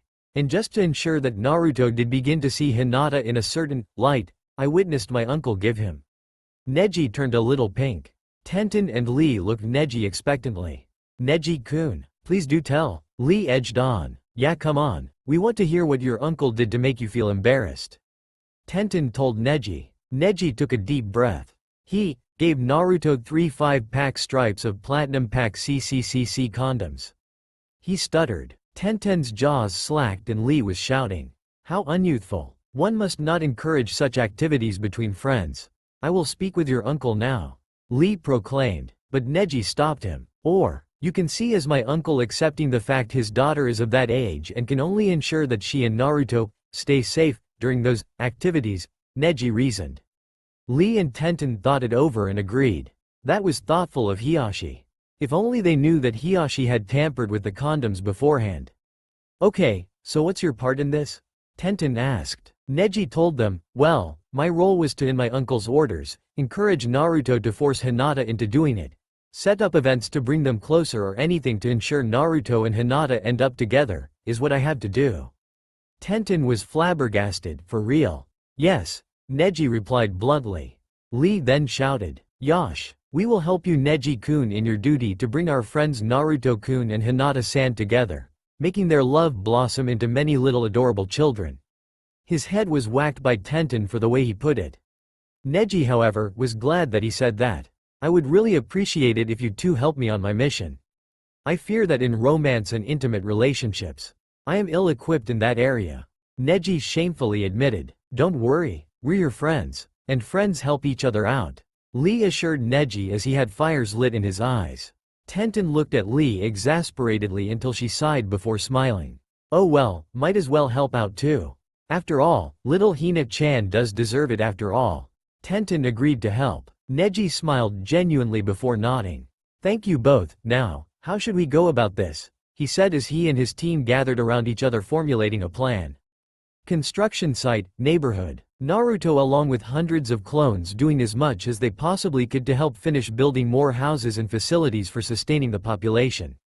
Whilst Naruto, the original himself, was happily humming a tune as he put the finishing touches on the new and improved Ichiraku's ramen stand, now diner. Just add a stool there and there. Perfect. Alright, Ichiraku's Ramen 2.0 is complete. Now no one will have to starve during the reconstruction, ya know. Naruto cheered to Ayame, Tuchi and Kiba, who was willing to give a helping hand at the time, mostly because he was also hungry. You got that right, kiddo. Thanks to you too, we're literally the only open business that's making food right now. So much money to be made. Ha ha ha, Tucci joked at the end. Ayame then joined in and told them both. However, just for you two, free ramen on the house. The two boys cheered at that announcement. Alright, you're the best, Ayame Nichan. Naruto told her. Kiba along with Naruto shouted, nothing is better than free food. Isn't that right, Akamaru? Arf, his best pal replied. Naruto began to dig into his first 3 bowls of ramen, whilst Kiba happily began to eat his 1 bowl. However, he was also sharing half of his food with Akamaru. Naruto would have begun to vacuum his 4th bowl if he didn't notice this, but he did. So, he decided to comment about Kiba's and Akamaru's relationship. Hey Kiba, why don't you just get another bowl? Wouldn't it be easier to just have one for each of yourselves? He asked curiously. Kiba looked at Naruto before telling him. Nah, we prefer it this way, I mean food already tastes much better with company, to which Naruto nodded in agreement with what Kiba said. Kiba then continued, but when we share the same meals together, it just, I don't know, tastes so much better. Akamaru seems to enjoy food more when I eat it with him, right pal? Kiba wrapped an arm around Akamaru. Arf. Akamaru agreed. Naruto processed what Kiba said whilst looking at them hugging each other. He couldn't help but envy Kiba and Akamaru. Sure, they may be 2 completely different species, but they were still best buds to the point they'd even share the same food. Naruto suddenly didn't feel so disgusted by those 2 sharing food anymore. Naruto in fact, thought maybe he and the fox could be friends like that one day. Yeah, right. They continued eating for a few minutes until the wind began to blow stronger than usual, making Naruto, Kiba and Akamaru stop eating before turning around to face a dark-haired elderly figure with his right arm and right part of his face covered in bandages. It was like something straight out of Koyuki's movies. Ayame greeted the man like she normally would since her father was busy with making ramen. Hello sir, what would you like to order today? She asked with a sweet smile. The man sat down beside Naruto whilst telling her, I'd like a bowl of miso ramen, miss. Ayame nodded before heading to the stoves with her father. As this was going on, the man greeted Naruto. Good day to you, Uzumaki-san. I hope my presence doesn't bother you. The elderly man told Naruto. Naruto, shifting uncomfortably, simply returned, thank for that, old man, but who might you be, ya know? Oh, please forgive my rudeness, I'm Danzo Shimura, an old war veteran alongside Hiruzen. He told Naruto. At the mention of Hiruzen's name, Naruto's mood lit up. Wait, you knew old man Hokage, old stranger? Naruto asked. Danzo simply nodded. Kiba took this time to remind Naruto of common manners. Oi Naruto, you can't just call someone you met an old man. That's really rude, man. Kiba told him and Akamaru woofed in agreement. Naruto had the decency to look sheepish and quickly apologized before Danzo told them. I do not mind, after all, that is what I am. Danzo told them. Kiba then had to ask one question. Alright then, old timer, why did you come sit next to us when there are so many seats over there? As he pointed in one of the far corners of the ramen stand. Simply because I wish to help you youngsters with your pursuits in life. Such as a new jutsu, training or even lady troubles. Danzo stressed at the end. Naruto and Kiba were skeptical. This wouldn't be the first time anyone has claimed to be a veteran. I don't know, I'm not sure if you could really help us with training, and we don't have any problems with girls, ya know. Naruto tried to reason. Danzo nodded. I understand your concerns, however, I do have something to offer you as a fellow wind user. Danzo replied. Naruto's ears perked up at this, as even he knew that wind was extremely rare even in the wind country. Ayame then served Danzo his bowl of ramen. Here you go. 1 miso ramen, piping hot. Ayame told him. Danzo then said out loud, alas, I am a busy old man, lots of things to do, so little time. I can't afford to waste such precious minutes waiting for a bowl of noodles to cool. This earned Danzo a few strange looks from everyone in the stall. Danzo then held his left hand over the bowl of ramen, before a slight breeze was felt from the bowl. After the breeze had tamed, he picked up a spoon and scooped up the now chopped up noodles along with some broth before eating it. So, I take matters into my own hand and speed things up a little. Naruto had his jaw on the table as he saw what Danzo did. Oi, how did you do that? That was cool, believe it. Naruto cheered, along with Kiba, who had to admit, this geezer had some style. I simply employed the use of a wind manipulation exercise that chopped the noodles and cooled the soup down. It's a type of training I developed when the leaf-cutting exercise was no longer testing me. Danzo told them. Naruto then began to start asking Danzo enthusiastically. Hey, can you teach me how to do that, Yano? Naruto asked. Danzo nodded along with a rare smirk that he put on for this occasion. Yes, along with many jutsu and tips to help you out with your lady friend that you've been seeing. Danzo told him. Naruto nodded but had to inquire about the last bit. Okay, but what do you mean by my lady friend? Naruto asked. Kiba smacked his face as he already figured out who Danzo meant, along with Ayame, who sighed exasperatedly. He means that girl, Hinata, who you brought here yesterday. Ayame told Naruto. Naruto face lit up. Oh, Hinata-chan, but what help do I need with her? Danzo then faced Naruto and told him. You know, pleasing her, making her laugh, impressing her and trying to get it in. He told Naruto. Naruto was confused at this, whilst Kiba, Akamaru, Ayame and Tuchi were shocked at what he was implying to Naruto. Naruto, who still didn't get it, asked, so, you mean trying to make her happy? Yeah, give me some advice then, but can you really help me out? Danzo then became nostalgic and told him his story of his younger days. Boy, back in my day, Saru and I used to get all them girls running to us. Back and forth wanting more of us. So, yes, I can help you in impressing your friend, Hinata.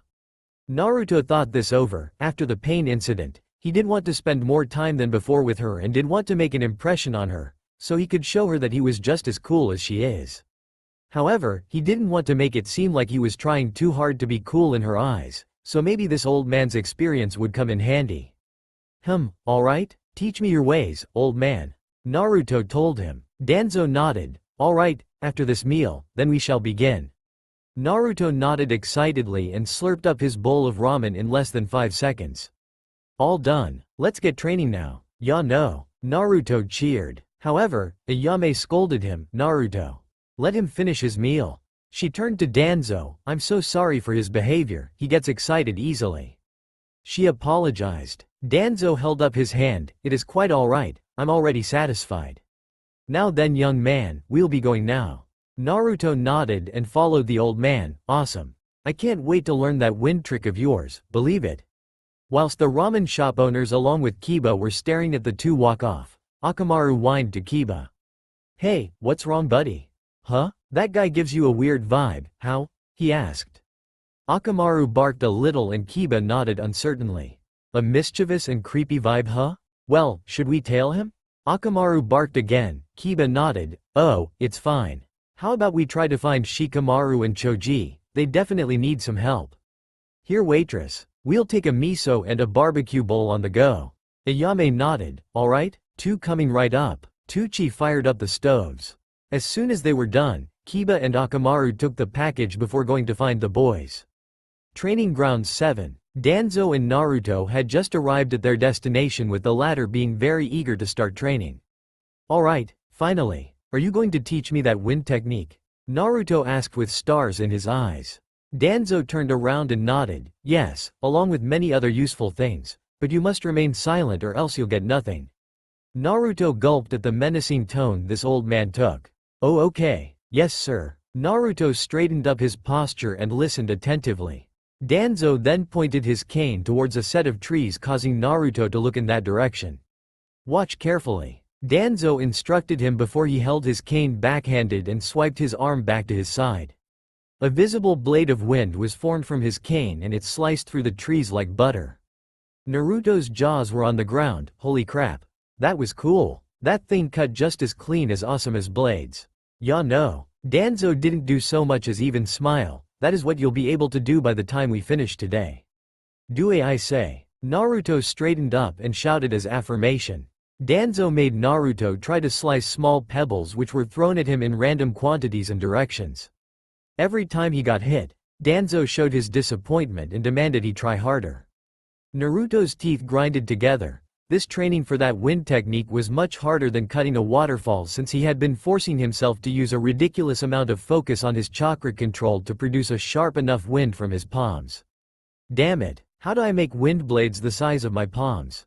This is really tough, ya know, he wondered in frustration. As he was busying with a few close calls with the pebbles coming at him, he took a glance at Danzo's walking stick. That stick of his, it's kinda thin, ya know. Naruto noticed the oddly shaped stick that became thin at the bottom. Normally one would have a walking stick that was thicker all around. It looks really sharp, wait a minute. Whoa, that one was too close to my nuts. Anyway, didn't Asuma-sensei say something about sharp stuff and wind chakra? He began to recall a private conversation he had with Asuma before he died. Flashback. Naruto and Sora were training in wind chakra as usual. Sora was always making huge progress in his techniques, whilst Naruto struggled with even making his kunai slice a tree. Out of frustration and desperation, he went to find Asuma for some much-needed advice. Huh? You want to know how to make your wind chakra sharper? I already told you, just imagine two objects grinding against each other, Asuma tried to tell him. I know that already, but no matter how hard I try, my chakra just keeps smashing into things. Ya know, Naruto informed him of his struggles. Asuma pulled on his beard and thought, then an idea occurred to him.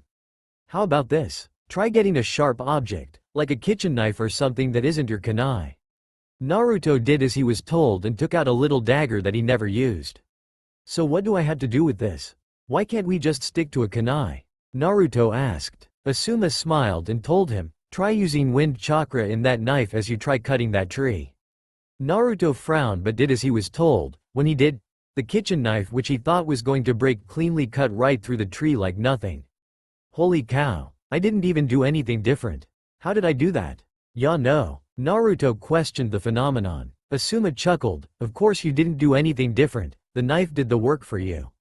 Naruto tilted his head in confusion. Huh? Asuma then went on to explain. Well, look at the differences between a kunai and a kitchen knife. The kunai wasn't designed to be a melee weapon, but a piercing weapon, so its cutting abilities aren't the best. Whilst a kitchen knife is designed for the purpose of cutting, just like wind chakra, it's sharp and its design is perfect for wind techniques that involve slicing, so for those who don't have a feel for wind chakra manipulation, this is the perfect way to get a feel for it. Naruto's eyes sparkled and thanked Asuma so much that Asuma couldn't help but chuckle at the energetic kid. Flashback end. As Naruto recalled his secret training in wind chakra manipulation, he began to remember the feeling of how his chakra flows steadily into a spinning motion along the edge he used for contact. Naruto formed his hands into a chopping gesture before he manipulated his chakra into spinning and grinding wheels. If I remember, it was like this. Naruto sliced at a multitude of pebbles which was on a one-way course to hitting him until Naruto's hands sliced them into pieces. Danzo's eyes slightly widened at the sudden display that Naruto was performing. Naruto was now effortlessly forming wind blades around his hands and was steady getting faster. A barrier of wind blades were now enveloping the blonde before it bursted into a great gale that left scratch marks around himself. Danzo felt a wind blade cut a bandage on his face, but it was nothing to worry about. He then walked up to Naruto, who was panting on the ground from the wind conditioning. Huff, huff, oh damn old man, you sure know some tough training. I can barely breath. Believe it, Naruto told him. Danzo's expression didn't change and he instead congratulated the young man before him. Impressive Uzumaki, though you barely scratched the surface of what I was hoping for, you did well. Naruto grinned, thanks old man, I'll just keep training to get better. Danzo then went straight to his other plan. Now it's time that I'll teach you how to impress your lady friend from the Hyuga clan. Danzo told him. Naruto opened his eyes and shot up, oh yeah. What else did you have for me? Danzo then presented a bag with some white powdery content, similar to sugar. This is a rare sugar called allulose. It's an extremely prized and deliciously sweet ingredient that can only be found outside of the elemental nations. Danzo told him. Naruto drooled a bit. Sweets tilde I mean. Okay. I mean Hinata does like sweets if her eating dumplings and cinnamon rolls is anything to go by. Danzo nodded. Exactly, give this to her or make her something sweet with it and tell her about this rare sugar. That is the best sugar you'll find on the market, she'll be very pleased. Not to mention this sugar won't make anyone gain weight. Naruto nodded and grinned. I'm not too sure if Hinata even needs to worry about her weight since she looks nice under her clothes, ya know. He ended with a slight blush at yesterday's memory of her nightgown. Danzo began to grow frustrated and told him, "Just take it, I'm sure that girl will appreciate this gift. Now I'll be going home." He bid him farewell and left the vicinity. Naruto looked upset that the Danzo didn't even say a proper goodbye, but was grateful for the gift since he'd have another way to thank Hinata and maybe another excuse to hang out with her. Naruto grinned and ran with the bag of sugar like a little kid. Danzo let out a rare smirk. That bag of sugar was indeed a very rare sugar that could only be found outside of the continent, but it was the special compounds in that sugar that was to be revered. The unique sweetness of the sugar came from a substance that was often the main ingredient of aphrodisiacs or life enhancements. Once the Uzumaki and the Hyuga heiress have a bite out of that, they would be ravishing each other like no tomorrow. And the Hyuga would have no choice but to thank him for his contributions for getting the Uzumaki into their family line, which would look great on his record for his goal of Hokage. In Main Street of Konoha. What? This is all for me? Hinata asked in surprise that her cousin Neji and his teammates Tenten and Lee were giving her gifts for when she meets Naruto. Yes, Lady Hinata, it's rather painful to watch you idle whenever Naruto is around, so we figured we may help you, Neji told her. Hinata blushed in embarrassment for her inability to approach Naruto herself and waiting around for him to talk to her. Neji, but he's right though, Hinata, you can't just wait for Naruto to keep trying to find you. Even you have to make a step forward, Tenten told her. Hinata nodded. I understand, Tenten, but it's really embarrassing to be around him after what I did, Hinata muttered out. And that would be? Tenten leaned in. Hinata blushed a bit more and admitted, I confessed to Naruto-kun. Tenten's eyes lit up and Lee began to chant about youth. That's amazing, Hinata-san. Your flames of youth are glowing hotter than ever. I hope your flames of love reach Naruto-kun. Hinata shrunk into her jacket and whined in embarrassment. Lee, be quiet, you're embarrassing her, Neji told him. Lee quieted down and apologized. Tenten then began to put her hands on Hinata's shoulders. Then you should go to him. I mean, usually, most guys avoid the girls who confessed to them, but from what I've seen, Naruto is looking for you and you're avoiding him. What's there to worry about? Hinata mumbled, I don't want Naruto to think I'm being expectant for our response. Neji reassured her, do not fret, Lady Hinata. Naruto isn't the type to force things out of people despite how unruly he can be. Hinata pouted at Neji and said, hey, Naruto-kun isn't unruly. Hinata-chan. Naruto called out to her, making her face become red. Naruto-kun. Hinata squeaked. Tenten then gave her a pat on her back. Remember, Hina, the gifts, was her last words to Hinata before she and her team disappeared. Naruto began the conversation. Hey, what were you and Team Guide talking about, Hinata-chan? Hinata stumbled for words and replied, they were just giving me something to give to you. Naruto grinned and scratched the back of his head. Really? That's nice of them, I'll be sure to thank them later. What you got there, no? Hinata looked what she had in her possession. A light bulb, a few incense candles and some sweet tea leaves.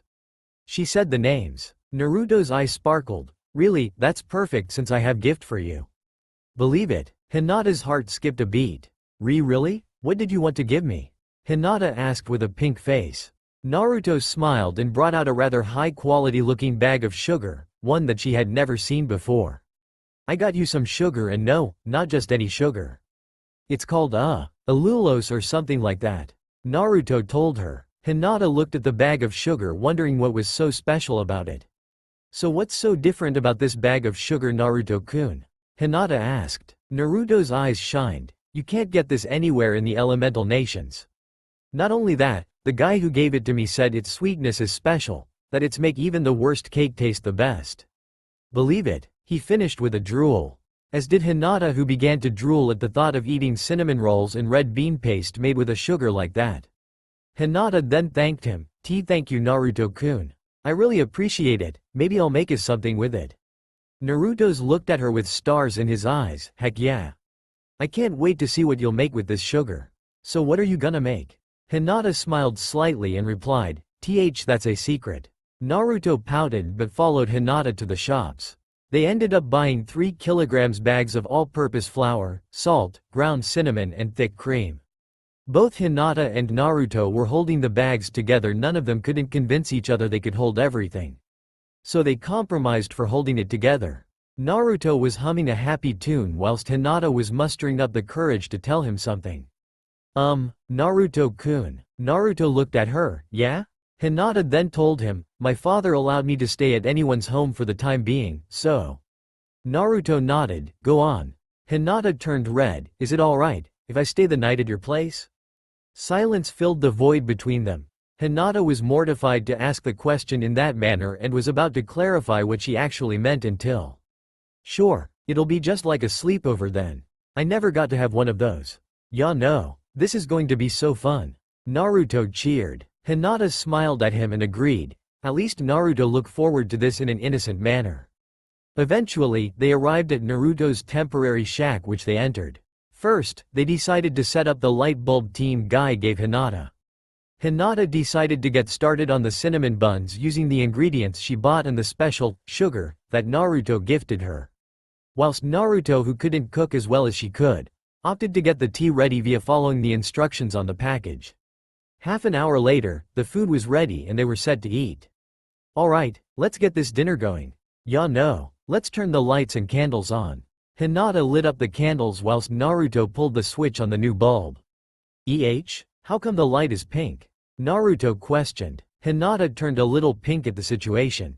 She was alone with the man who had her heart, in his home, eating dinner with candles and a pink light. This was similar to one of those Icha novels she once read. Naruto shrugged. Well, beggars can't be choosers. Now, let's eat Hinata. Hinata nodded whilst trying not to overthink the situation. Naruto squealed in delight as he took a bite into the cinnamon rolls. Wow, I have never had sweets this good before. Man, I wish you could be here forever if it meant eating stuff this good. Even if I had to give up becoming Hokage, believe it. Hinata turned red. Thank you Naruto-kun, that very nice of you. Come on, I'm not doing this to be nice. Honest, I actually would rather have you here over being Hokage. Naruto told her. Hinata smiled brightly, however, as she and Naruto continued eating. The room suddenly became hotter. She felt more excited. She began to have an itch and she looked at Naruto. Naruto-kun looks even more stunning than usual. He looks so handsome, so delicious. Hinata told herself. The cinnamon buns no longer could satisfy her. She needed to have Naruto now. Whilst Naruto was eating his third cinnamon bun, he heard a zipper being undone. He looked to Hinata and his eyes widened as she revealed her fishnet-covered cleavage. Hinata, what are you doing? Yeah no. Naruto scrambled. Hinata began to walk towards Naruto. Naruto-kun I want you please. Make me feel good Hinata purred as she walked with a sway to her hips. Naruto's nose began to bleed but he shook his head. Hinata, please, what's wrong? You're not being yourself. Calm down. Naruto walked back slowly and in doing so, spilled his tea. Hinata then began to lean forward. I need you now Naruto before she tried to lunge Naruto with her. However, the tea Naruto spilled earlier made her slip. Hinata squeaked before knocking herself out by hitting her face on the hard wooden floor. Naruto panicked. Hinata, are you okay? However, she was now snoozing off whilst giggling faintly. Oh, yes, I'm almost there, Z's. She snored lightly. Naruto blinked before sighing. Oh man, what am I going to do with you? Yeah no. He carried the now sleeping girl into his futon. As he lowered her down, he couldn't help but stare at her cleavage that was going up and down with each breath. He blushed a bit and couldn't stop his curiosity this time. He reached out to her left with a finger and slowly poked it. Hinata moaned, oh. Naruto blushed in embarrassment but he wanted to hear her voice again. This time he grabbed her left and let his hands sink into it, marveling at how soft yet firm and fluffy it was. Hinata then moaned in a sleepy and erotic voice, oh you naughty boy mmmhm. Naruto's nose bleed furiously. Now Naruto withdrew his hands and immediately berated himself. I just molested Hinata in her sleep. The hell is wrong with me? Yeah no. Naruto then looked down and saw his boner raging harder and slowly tearing his pants apart. He groaned. Ever since his balls grew back larger, he was now difficult to make sure his thing didn't rip his pants. He immediately went to his bathroom and smothered his erect manhood in cold water. Shrink, damn it. Naruto screamed at his whiny. As the cold water did its work, he wondered, did the stuff we eat make Hinata act like that? Yeah, maybe that's it. She would never act that way around me. I'll ask Neji, Lee or Tenten about it tomorrow, he decided. That's all for now. If you enjoy then please like, share and do comments.